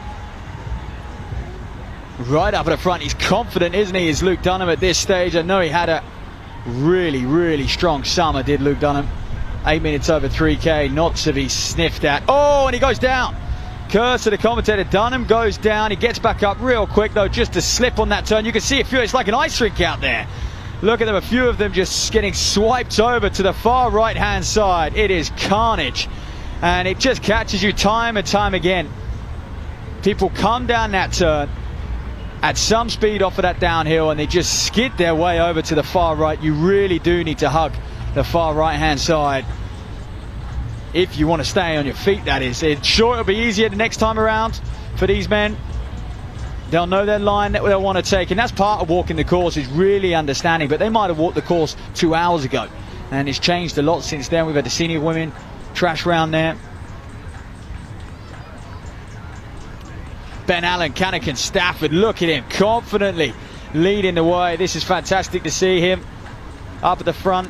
His moment just to drive things along. I mentioned it looks a little cagey. Dunham in there. Quinmir Lundgren just starting to show himself on the inside in the tall purple and yellow of Radley AC.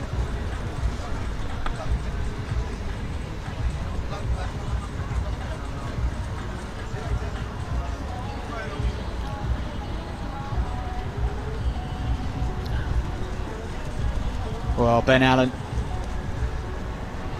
never met a youngster, just an under 17, who just enjoys his running so much. And Hayden Carter, by the way, at Cannock and Stafford, has just done a phenomenal job with that group. I believe now called under the umbrella of not just Cannock and Stafford, but Team Saw, a few of the local clubs coming together. And he really has built a massive community there in the Midlands for so many youngsters. And Ben Allen is just a product of that, as he just spearheads his field, and this is a moment that he will really be enjoying, and I hope he can stay up there for as long as possible as well. He does have the pedigree and he enjoys the cross country. So all of them safely over that log jump.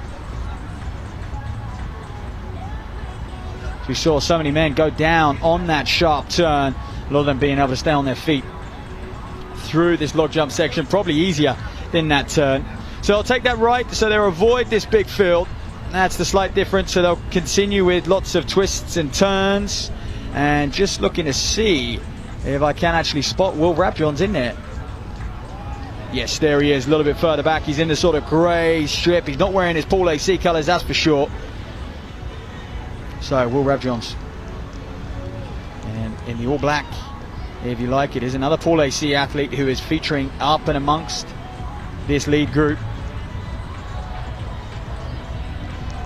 Charlie Collins, I believe that might be, and like I said, the list is endless when it comes to Paul AC. Ed Bird, obviously Rabjohns, Mark Ruby, he's actually still based down there, associated with Exeter University, but Collins did have a strong summer, 8:45 over 3,000.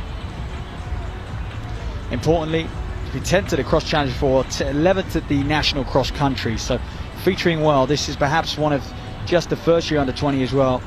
A moment for him to really feature, and can he sneak onto that Liverpool team in a couple of weeks' time? So heavily bunched up in this men's under 17 and under 20 race. Now here is Rabjohns. Finally just shows his face at the top of the field. He was sitting comfortably in the pack, and either he's thinking this is a little slow, I want to push it on, which is surprising for an 800 meter man like him. I know he's got a great 1500 time under his belt as well, 3:41, but For a man like him, you would have thought he'd just be happy to bide his time and he wouldn't feel the need to push things on. But quite a contrast as he hits the front.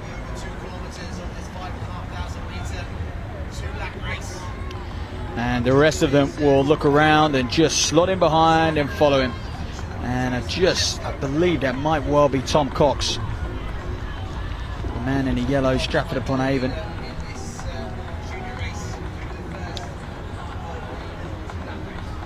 Don't quote me on that one. So these men heading back towards the tree line to complete lap 1. So Rab John's up there, Quinn Ingram, Luke Dunham. They're your big hitters. There's a few missing, you could argue, from this under-17, under-20 men's race. And he is catch 22 for a lot of them. And we saw the likes of Dexter Thompson absolutely hammer around Mansfield last week with a great lap for him. So interestingly, a few of them were deciding to run Mansfield versus Cardiff and weighing up the pros and cons of both. And maybe Mansfield, you could argue, is more relevant given the fact it is 3 kilometres for these under-20s and Liverpool just over 4k, whereas this another mile beyond what they'll run at Liverpool.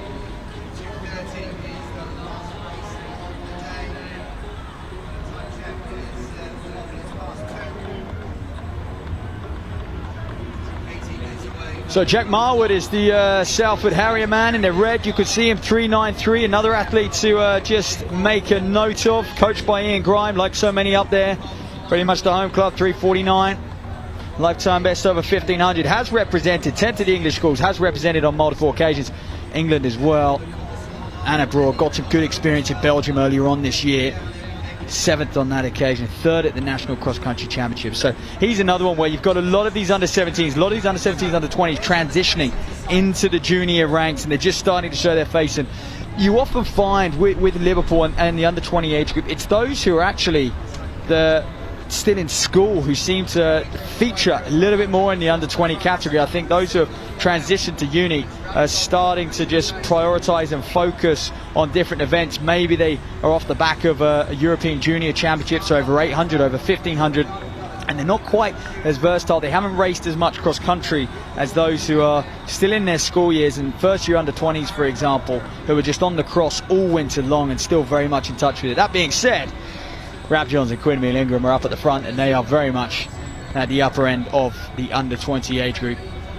But it is good to see those new juniors featuring at the front of this race. The likes of Marwood. So they sweep around this start-finish area. 9 minutes. They're going to be, well, we hope around about 17 minutes, you would predict. You can see them stretching out. Still one massive group. And it's still Rab Johns leading. Everyone very, very happy to sit in behind him. He won't mind that. I did say there's next to no wind here at the moment. There are really very few negatives to leading a cross-country race. You get to pick your line. You get to decide, how wide you're going to take a turn, how tight you're going to take a turn. So there are very, very few negatives to Rab Johns leading this one. Bar the fact he doesn't quite know what's going on behind him. You've got a talent like Quinn Ingram on his shoulder who has proven himself time and time again over the country. Those two have had many a dust-ups. It's Loughborough versus Birmingham. So your top three now, are they just starting to break away? Up at the front of this one.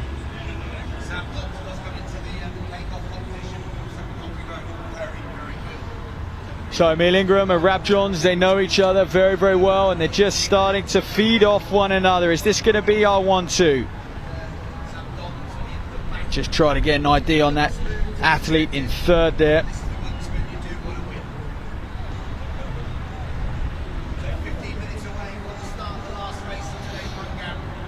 As the rest of them, Shotzi Barnett, Highgate Harriers, Paul ACS, Charlie Collins, mentioned him earlier on, just taking that turn.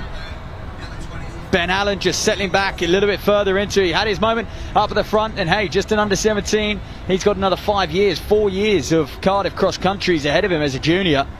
One of the advantages. So these men really struggling around that turn, just like they did on lap 1. Oh, look at that, Harwood struggling. Getting all caught up in the tape there. Some of them just deciding to really take that inside line as much as possible. and almost just sacrificed skidding over to the right. I would worry about that severe drop in pace when you do that. You're probably better off just hugging that right-hand side. There is no good line, actually. Look at this. There is no good line, is there? They all breathe a sigh of relief as they get their footing back under them as they get up that hill.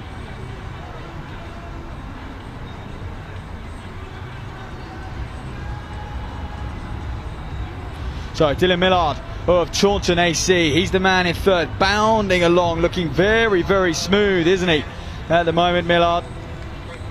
And he is hanging in there. Can he just cope with these men, what they're doing, what they're putting out in front of him? The steeplechaser, English Schools champion, 550. Usually around about 550 will get you an English Schools title. Anything under that will certainly seal the deal. Coached by Dave Lee is Millard. Taunton have always produced some great steeplechasers over the years. Think back to likes of Blair Brown and people like that. So they've got a good history of chasers down there. He did represent the European Under-20s, GB at the European Under-20 Championships in the summer as well. But this is a big step up for him on the country, 17th at English Schools. So Dylan Millard in third. Rab Johns, Quinn Meal-Ingram. Marwood is in there, the Salford Harrier. Mentioned just a fresh under-20 for him. So Rab Johns now makes a move. This is interesting, just a few tight turns. A downhill and a few tight turns, it's all it takes. For an 800 guy, that's probably what you want to do. Use your moment.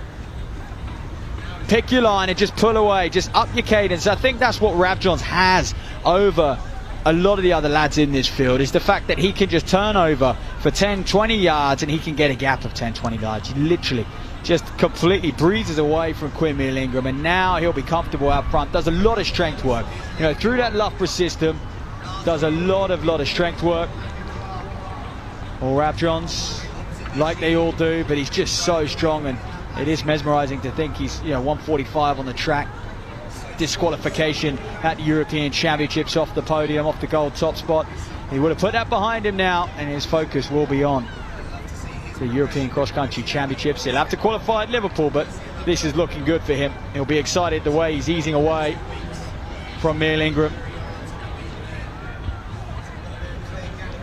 But also these men won't just be doing battle at the Europeans. They'll be looking ahead to the Bucks Cross Country Championships. Yet to be decided, a location on that one. Dylan Millard of Taunton then still in third.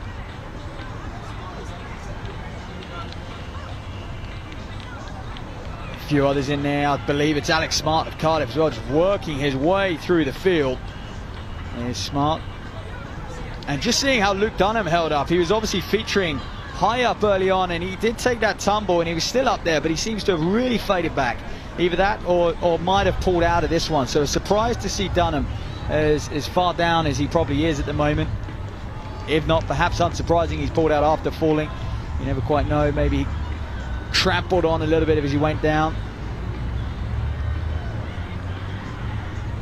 So Rab Johns, Meal-Ingram and Millard, you're 1, 2, 3, and it's been impressive from Rab Johns. It really has. He's comfortable up at the front. I'm surprised there wasn't more of a challenge. We didn't see it. It happened off camera, but we checked in with them, and then a couple hundred meters later, Rab Johns had 10, 20 yards. And so whether it was an injection of pace or Meal-Ingram just couldn't live with it anymore and just thought, I need to measure my effort. In order to shore up second place, I need to just focus on what I'm doing and measure my effort out here on the course. So he's heading home, Will Rab Johns. And he is racking up a perfect CV. I mean, he loves this course, make no mistake. He won here last year. Good turn from him there. Smile on his face as well. Drop of the shoulder. Takes it well. Now this is just practice for him. He's going through the motions. He's visualizing what might happen in 2 weeks' time. The sort of quick, sharp moves that he might have to make. Darting around the course. But last year it was him and Jonas going toe for toe, wasn't it? They've had some great battles, both based up at Loughborough now. Jonas in that short course, missing out on the GB team. Perhaps might have another go at the under-23s in Liverpool. We're yet to find out, but here's Rab Johns. Just made it look easy out there. Meal-Ingram then, Birmingham University student. Older brother also studying at Loughborough alongside Rab Johns. Meal-Ingram deciding Quinn deciding to go to Birmingham instead. So Rap Johns takes the title much, much easier than he did a year ago. He is well clear of Quinn Meal-Ingram. It's Will Rap Johns, ladies and gentlemen, for a Paul AC, the Loughborough student, jogging it in, really. He really is looking around, having some fun out there.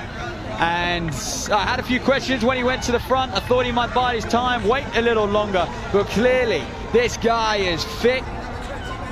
And he was well within himself for that opening lap. Will Rap Johns, he's going to be one to watch come Portugal, come Liverpool. And he's going to take another title here in Cardiff. Quinn Meal-Ingram bringing it home as well. So that's 2 second places for Radley AC today. And there we are, third and fourth coming along. Miller just fading back to fourth.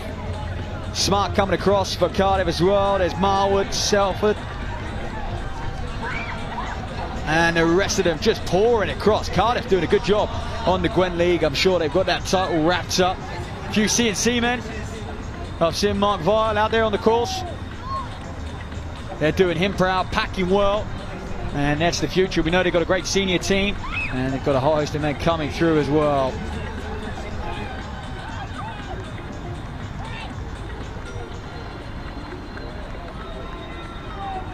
So as these men finish, we are 8 minutes away from the senior men World Athletics Gold Label Tour, the start of the Cross Challenge Series, and we welcome the very best from overseas and here on home soil, on the home nations.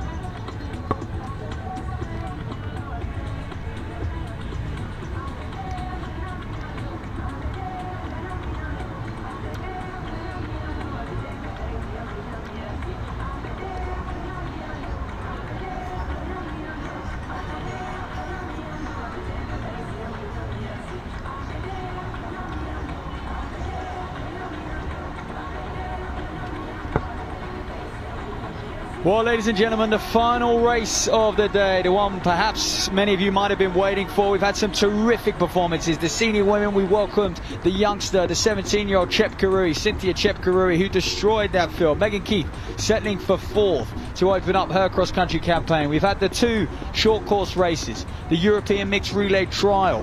Holly Dixon, the victor, and Jack Higgins. Those 2 will be on the plane to Portugal.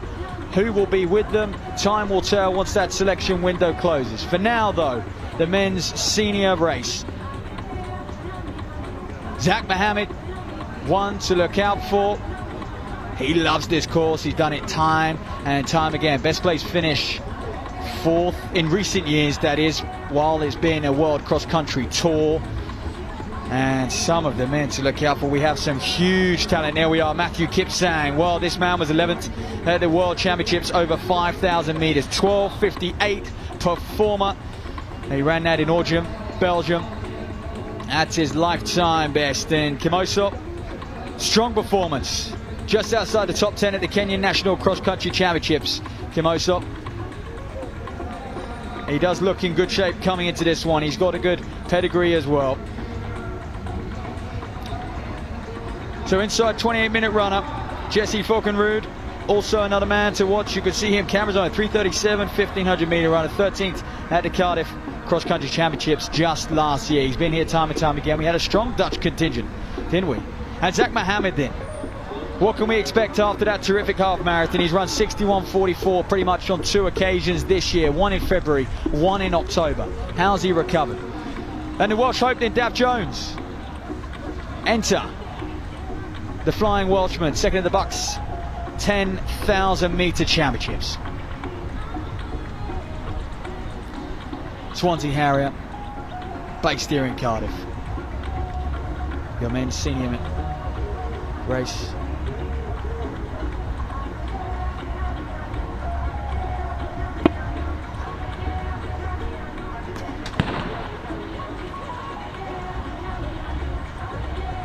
Well, away they go to Kimutai, Kimosop and Kipsang, all choosing to start their watches. Hey, they're right on the inside. They're going to need to get out hard, or they're going to be trapped. They're going to be swamped by the right of picture as they take this long, sweeping turn. And Stephen Kimutai, by the way, a name we didn't mention on the start line, 5th at the Cardiff Half Marathon, 4 weeks ago now, 61:32 on that equation. So if you're Zach Mohammed, you're looking at that and you're going, that's encouraging. You know, I'm only 10 seconds behind this guy over a half marathon. I must say, though, it was quite treacherous conditions in Cardiff on that day, but still, it didn't stop the winners running 59 minutes. So they'll hammer down that first straight away in this senior men's race, and it is always electric. The international field makes sure that Dav Jones finding himself in 4th, thinking, blimey, I'm behind men who have been to the World Championships who are sub 13-minute runners over 800, but that's the beauty of cross country. It's a leveler. Rip up the track PBs, rip up the road PBs. What can you do over 6 miles over the mud, hilly course, twisty turns, and flat fast running? There we are, Richard Slade in the green there, the dark green of Chiltern Harriers. Angus McMillan just behind him, Dav Jones, Jacob Khan. Won't be wearing a traditional orange strip of Western Tempo. He is wearing a Nike strip provided to him from Sport Shoes. And what a leg he ran at Mansfield just last week. So Kimutai, Kipsang, Kimosop, Zach Mohammed in there as well. Dav Jones seems to be enjoying himself, just looking, checking the shoulder. Again, had a strong run here at the Bucks Cross Country Championships in Cardiff. His university hosting that one. And he has represented GB before, Dav Jones, as an under 23, 44th. In 2023. So that'll be a theme of the afternoon. Men snaking their way round this 6-mile circuit. Each lap is exactly 2 miles. There's not an inch of this course they will not cover. So Kimutai, Zach Mohammed, Kimosop, Dav Jones, Jesse Falkenrud is in there as well. George Wheeler, a name to look out for. Well, there's the first turn. How are we holding up on the mud? Few of them just skating their way round. No one's gone down yet. Success so far. I think a few of them are just accepting you've got to use the man next to you really to stay on your feet, haven't you? That's the nature of cross country. They're all in it together. They'll be looking out for one another, at least at this point in the race. A little later on, I don't think they'll care if someone goes down next to them. They'll capitalize on it. So George Wheeler, I mentioned him and his brother Charlie have linked up now with Emmett Dunleavy, Irish coach, doing a fine job with Daryl McElhenney. And of course, well, it's working for Charlie at the moment. 61 mid in Valencia. Let's see what George can do out here. He's enjoyed it before. Best place finish, 7th a couple years ago. So Kimutai, I'm surprised we haven't seen the likes of Kipsang really feature yet. He's sort of taking a little bit of a back seat, doesn't really want to be anywhere near the front. It's Zach Mohammed and Kimutai who are just looking across to each other, checking each other's shoulders. And Mohammed does do a lot of training abroad, a lot of training in Ethiopia. It's almost spends half the year out there really working towards these peak events like the Valencia Half Marathon. But he's a fantastic cross-country runner, is Zach Mohammed. Great career. Just missed out on the medals a couple years ago. That terrific year at Parliament Hill at the National Cross Country Championships. We had Mohammed, Emil Caress and Alex Yeo go toe for toe. Look at their career now. So Jacob Khan just on the outside. He's in that pale blue strip, or pale green, whichever one you want to call it, provided to him by Sports Shoes, as mentioned. So he's representing them today, as well as Western Tempo. And out they go then on this long open field, round the perimeter of this field. This is where these men can really get the running going, and this is what's difficult about this course at Cardiff. You go through this twisty, softer running section, you just can't get a rhythm, and then you get onto this field where people really start to open up, and especially on this first lap, people are still relatively fresh. They start hammering around this field, and this is where positions really change later on in the race, and we start to see people either fade or people really grow in confidence and build throughout. So Joe Hudson is another man to look out for, low 28-minute man, back from America, is having a lovely autumn. He is probably very, very pleased with his autumn, and he's starting to put his name in the hat of that Liverpool team. Although, of course, there are some names which are not here today who will no doubt feature at Liverpool. We won't mention them, we'll focus on the here and now. So Kimutai, Kimosop, now all three Kenyans are taking closer order. Zach Mohammed is the man in fourth. You can see Daph Jones, Jacob Khan, George Wheeler, Richard Slade, Fuckenrood, Hudson is in there. Charlie Brisley, Angus McMillan, Oscar Bell, all of these men are showing promise early on in the winter campaign for 2025. So it might be a slight headwind. You can see things just bunching up a little bit at this section. And if these men, if Chip Karui's performance is anything to go by, these men might wait a lap and a half, possibly even 2 laps, and then just throw the gauntlet down and ask a few questions. That's what Chip Karui did. And she really broke things open. So we have what you could call a lead pack at this stage of 20, and then you can just see the golfing class, can't you? And this is pretty much the difference between those who are in this elite field, who have entered the UK Cross Challenge Series, and those who are perhaps just more Gwent League participants. And you can see them a little further back. There's Flo Grierson of Highgate actually stuck in no man's land. He won't enjoy that, and hope someone can join him. Either he catch up to that group in front, or those behind latch onto him, because he's on his own at the moment, quite early on in this one. Well, some of the best of the club runners. I see that long flowing locks of John Miller. Jeremy Dempsey. Jeremy Dempsey? Surely not. Wouldn't surprise me if he's doubling back.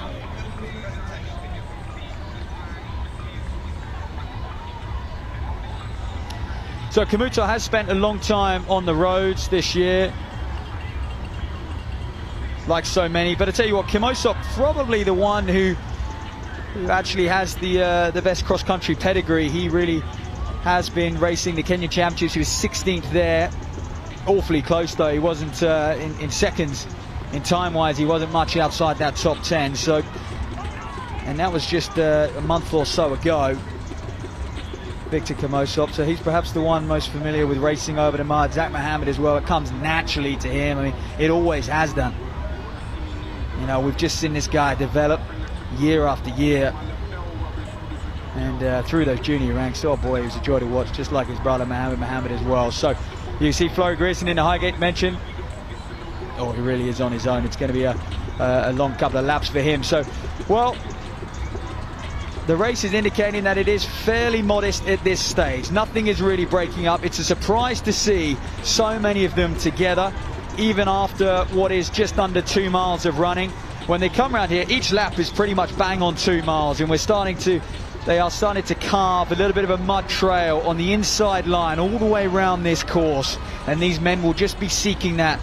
If you're familiar with road racing, that blue line in major marathons, we've just got a brown mucky line here in Cardiff, which is taking all the tangents.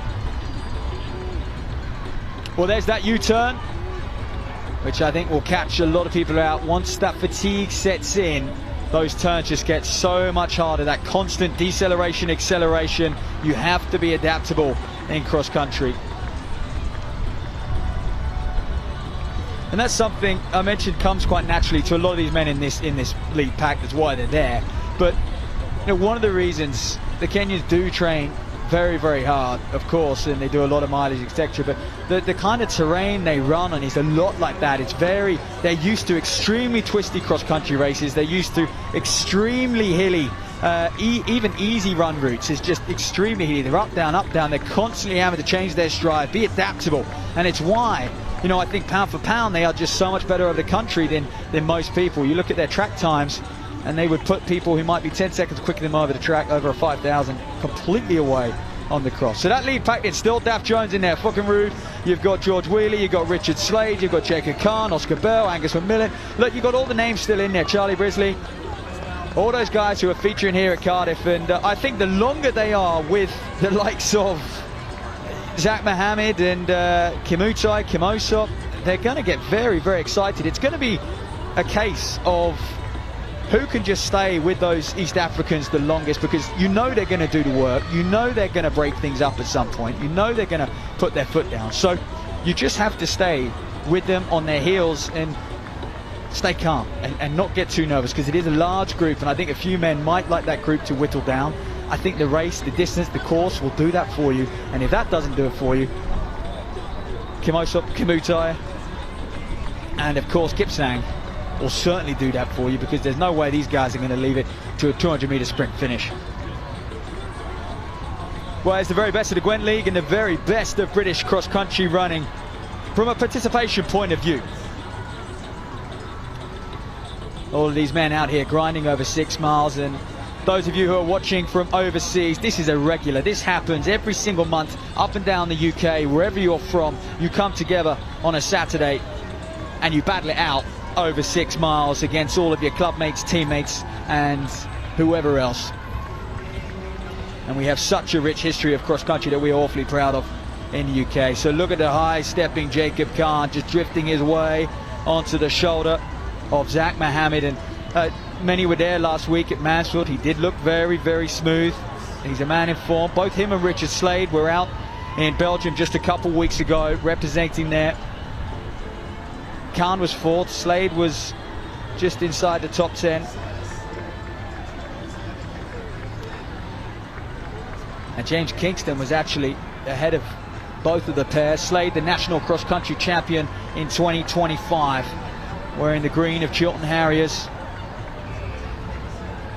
Over 12 kilometers on that occasion, so a little shorter here. Jacob Kahn, 13:33 performer, over 5,000. To give you a little bit of context, 3:38 man over 1,500, and agonizingly close last year. Look at that turn.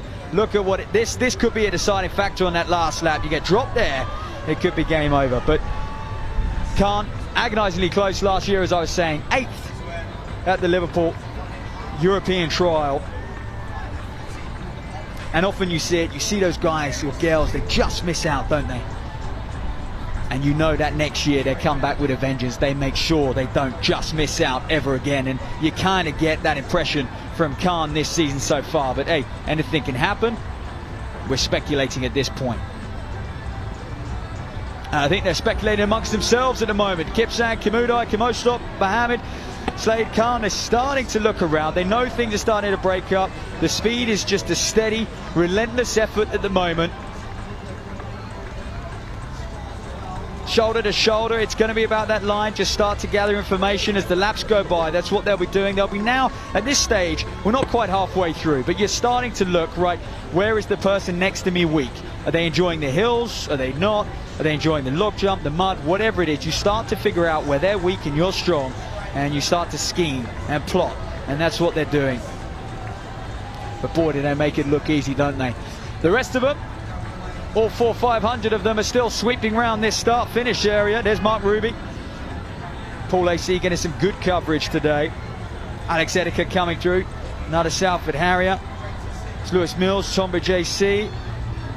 He's had a good resurgence this year. Like I said, Tonbridge really flying from just a club point of view. Mark Cookway just doing a stellar job year after year. So a little bit further back, where Dav Jones still there. Buggenrud, the Dutchman. We had Lauros and Nielsen last year, didn't we? Spoiled. Hudson, Brisley, Wheeler, Bell, McMillan, all taking that log jump together.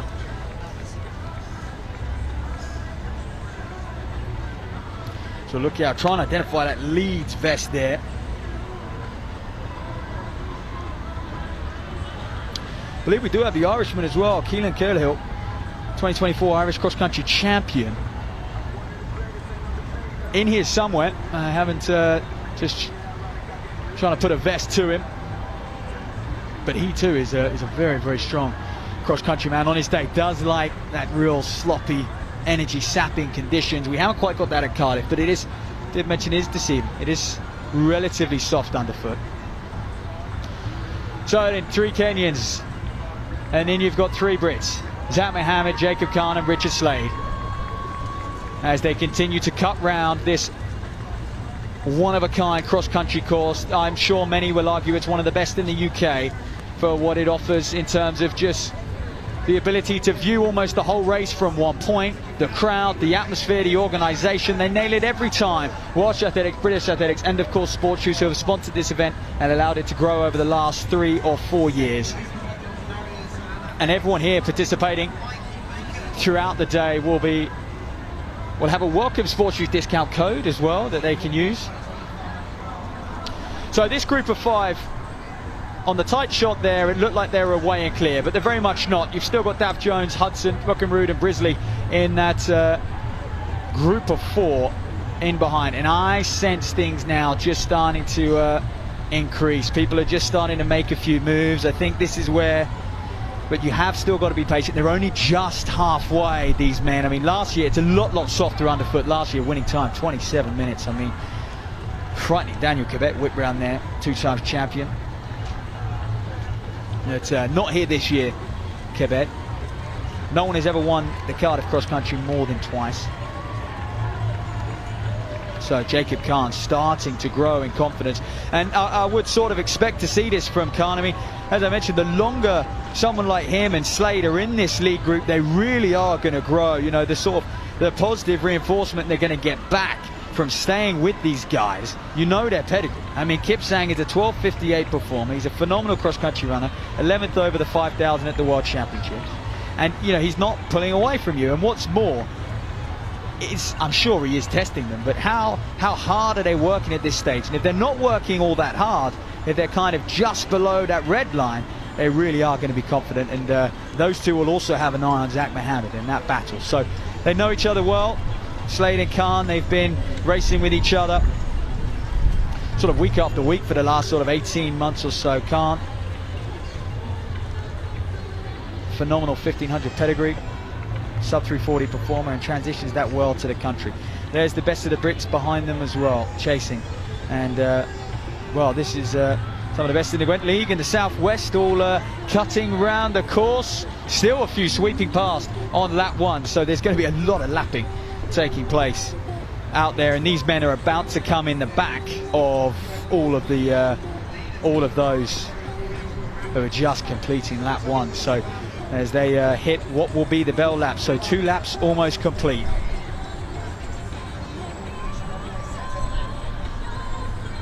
So is this a slight move? Is there any gaps appearing at this stage? It's hard to tell, right? Kipsang, Kimosop, Kimutai just taking that turn hard. Jacob Khan and Slade still together. Zach Mohammed, who looked confident early on. How has he fared after that half marathon? It was no doubt an undeniably very, very good performance. But what does a 61:30 half tell you about what you can do over a 6-mile cross country? That's the question Mohammed will find out today. That horrible U-turn comes at them again for the penultimate time. So Mohammed just surging up. And this is what's consistently happening in this lead group. People are just constantly moving. The line you get at the turn can make a big, big difference. And that's what you need to avoid, that break in the rhythm. You just need to be able to hold it smoothly in and out. This section of the course becomes a lot easier. They have a slight downhill, they have a few sweeping turns, and I think this is the moment we're going to see these Kenyans start to put their foot down and ask the questions. Who's willing to go with it now? Are you going to hold? Are you going to wait and respond? Or perhaps a different section of the course? I think you have to go with it. I mentioned in some of the earlier races, especially for the Brits, when you've got the Liverpool cross country, we know how relentless and hard that cross country can be. When you have that race, there is no chance to hold back in Liverpool. You have to cover every move. So still 6 men just breezing around this course. And do you know what's special to see? All the crowd, the youngsters who raced at 11, 12 o'clock this morning, and they are still here. They are present and they are watching the elite, the best of the best.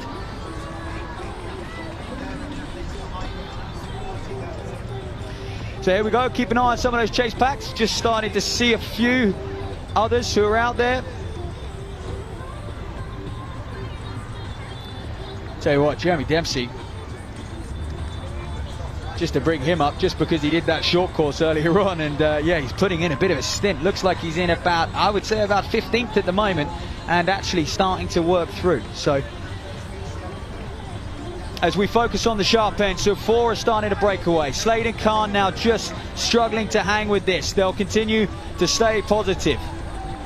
One thing we do know, the way that the East Africans operate is they go with it for as long as possible, and when they blow up, they blow up. And so you never know what positions might be there later on in the race. Zach Mohammed looking very good. Did we expect anything less? Perhaps we did. Just seeing how he recovered after that half marathon was always going to be interesting. So Kimosop, Kimutai and Kiprop, Mohammed and Slade and Khan, those are your top 6 at the moment. They have been all race. A few more moves are being thrown in now. A few more turns are being attacked a little bit more aggressively. And you have to say, all 4 of them men in that lead group currently still look very, very strong, don't they? They look unfazed. Now, this is going to be tricky, and I always say this is the difficult part when you are a part of a bigger race like the Gwent League. These athletes are really going to have to lap those around them, and they're going to have to be careful. Can they use them to their advantage? And Kipsang looks to do just that. Kimosop is the smaller figure. To give you a bit of context, Kimosop, the smaller figure. Kimutai, the man who ran the Cardiff Half Marathon 61:30, he's in the slight greeny vest in 3rd. And Kipsang, the man who's run 12:58, perhaps as the best CV. They are really hugging that tight line. He is in front at the moment, pushing on.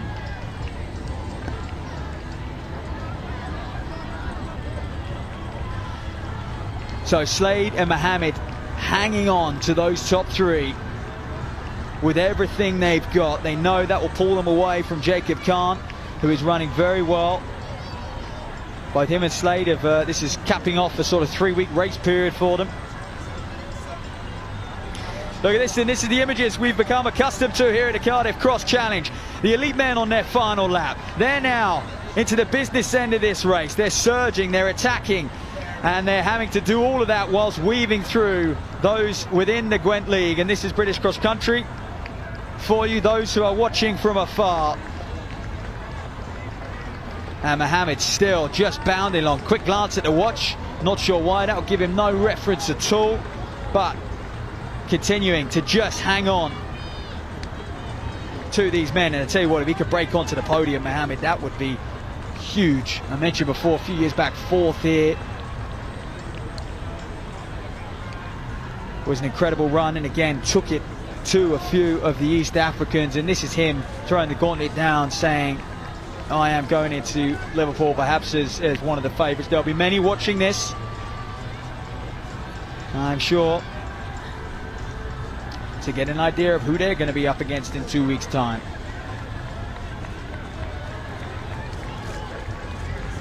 So I mentioned Kimosop, the smaller figure here. He now hits the front. He's the one who actually has a few cross-country races in his legs. He's been competing against the best Kenya has to offer for a couple months. Mentioned in that senior women's race, the Kenyans, they tend to open up their cross-country campaign even earlier than us in Britain, sort of August time. They're going at it. It just depends. If they're not interested in the track, there's races in July and August for them to do. And Kimosop's been one of those. He's been looking good, and I think they have something to run for, these guys. They know that selection awaits for the World Cross Country Championships, and whatever they do on the International Gold Label Tour could just put them in the picture to sneak onto that World Cross team, which has always been probably the hardest team to make in what you could argue global athletics. So it's Kimutai, Kimosop and Kipsang there, your 1, 2, 3. We're eyes on. We're wondering where Zach Mohammed is, how he fares with these guys. He held on for longer. He got through that twisty, hilly section. He did all he could. Now they start to just apply the pressure. Kipsang, sub 13 minutes for 5,000. Quick glance at his watch. Stride for stride there, meter between all three. Sun just shining down on them. The way they move over this ground, it is deceiving. They make it look like they're on a track over on that far side, but believe me, it is relatively soft over there, and you do have to work through your footing. So look at these lap runners as they just weave their way through. Kipsang, Kimosop and Kimutai. Kimosop back in front in the cross country. I'll call him a specialist, but they're both extremely talented. Not that Kipsang isn't. Kimosop just recently has a few more races in his legs, and they've got a few more turns, and Zach Mohammed sticking his task. This is a very, very impressive run from him. I mean, 2 weeks ago, Valencia half marathon. Jacob Khan looks to be holding his position as well. He's actually moved past Slade. He looks to be the man in 5th. Slade in 6th. Those two will just have to stick at their task now. It's going to be a painful last mile for them, but that's what they signed up for. So Mohammed, you can see that bright vest of Khan. You can see the dark green of Richard Slade, the national cross country champion in 2025. And then we turn our attention to these two back at the front, toe to toe, and we've seen this year after year at the Cardiff Cross Challenge, haven't we? Athletes just neck and neck together until the wire. Kibet's been the victor, who's not here, didn't come back unfortunately, but who's been the victor on the last 2 occasions, the Ugandan. He's always caused an upset. Huge talent, second only to Kip Limo a couple of years ago at the Ugandan National Cross Country Championships. Kimosop and Kipsang then. Kimutai is going to fade back, but it's going to be a podium if he can hang on there for this time in Cardiff. He was 5th in the half marathon in quite treacherous conditions.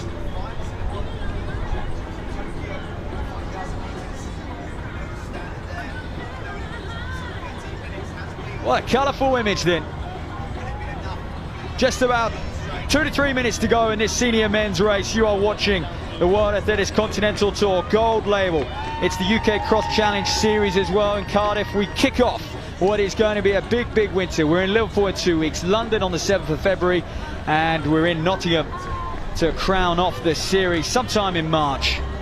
So Mohammed and Khan are going toe for toe for the first Brit home. Prize money on offer for 4th place, so perhaps a little more to run for them. There's also British only prize money that they'll have one eye on too, courtesy of obviously British Athletics, Welsh Athletics and Sports Shoes, who have propped this event up. So it's in a few moves at the front. It's hard to tell from this camera angle who is leading. It looks like Kimosop has really started to use a few of these lap runners to weave his way through, get a gap on Kipsang, and he's done just that. When they take that right turn, they will break off. These lap runners will obviously be going round for another lap or so. Kimosov and Kipsang taking different lines. Is the 5,000 meter specialist going to take this one? He just gets a yard or so on Kimosov. Nothing to separate him, but look at their cadence now. Final turn, they're going to come down the home straight now. Kipsang is absolutely going to the arms. He's the taller of the two, and he has really pumped his knees up, and he is going. Kipsang, who represented Kenya at the World Championships over the 5,000, is looking to represent them over the cross country as well. And this is a statement, ladies and gentlemen. Kipsang is going to take the title here in Cardiff. Matthew Kipsang with a blistering final 100. Kimosov is going to get second, and look at the battle heading. You've got Kimutai, Can Mohammed pip him on the line, Jacob Khan right behind him as well. Great showing from the Brits. Hard fought battles out there. Richard Slade coming home in 6th was the man who was able to hang on to that group for 2 and a bit laps. And we're looking at Gus McMillan coming across, huge run from him. Pokemood as well. Joe Hudson, like I said, having a fantastic autumn. He's starting to hammer down that little slight downhill. Wheelers behind him. Oscar Bell. Flint Jennings, the Bristol and West man.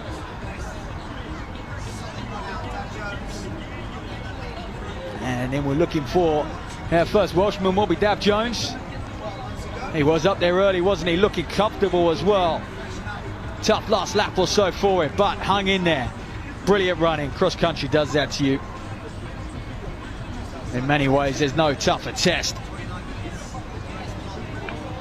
Connor of Leeds, Romeo Ingram coming across, Flory Grierson. Pete Malloy wearing the Western Tempo colours. Scalps his ex-teammate Jeremy Dempsey.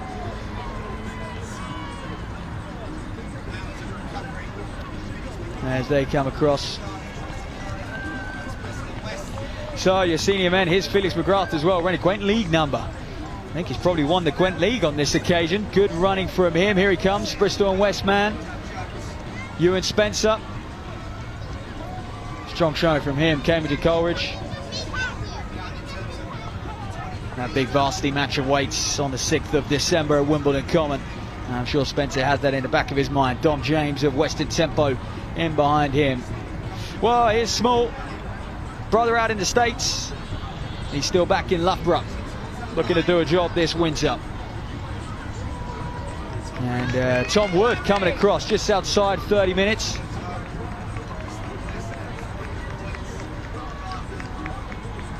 The Welshman. And the rest of them are coming through, and a lot of people have eyes on this. In the way of the British University Cross Country Championships. And looking who's representing what uni. There's Mark Ruby, mentioned him, representing Exeter University. And actually good to see the Exeter Harrier. Look at that, Elliot Moran, former Birmingham University student, coming across the line. Strong running from him. So I'll let you sit back and enjoy as they continue to hammer through here at the Cardiff Cross. They're still pretty strung out. And some big gaps forming over this 6 mile circuit. But don't forget, all live results are on Open Track. We'll bring you those presentations in a short while as well, so don't go anywhere. But I'm just going to give my voice a break for 5.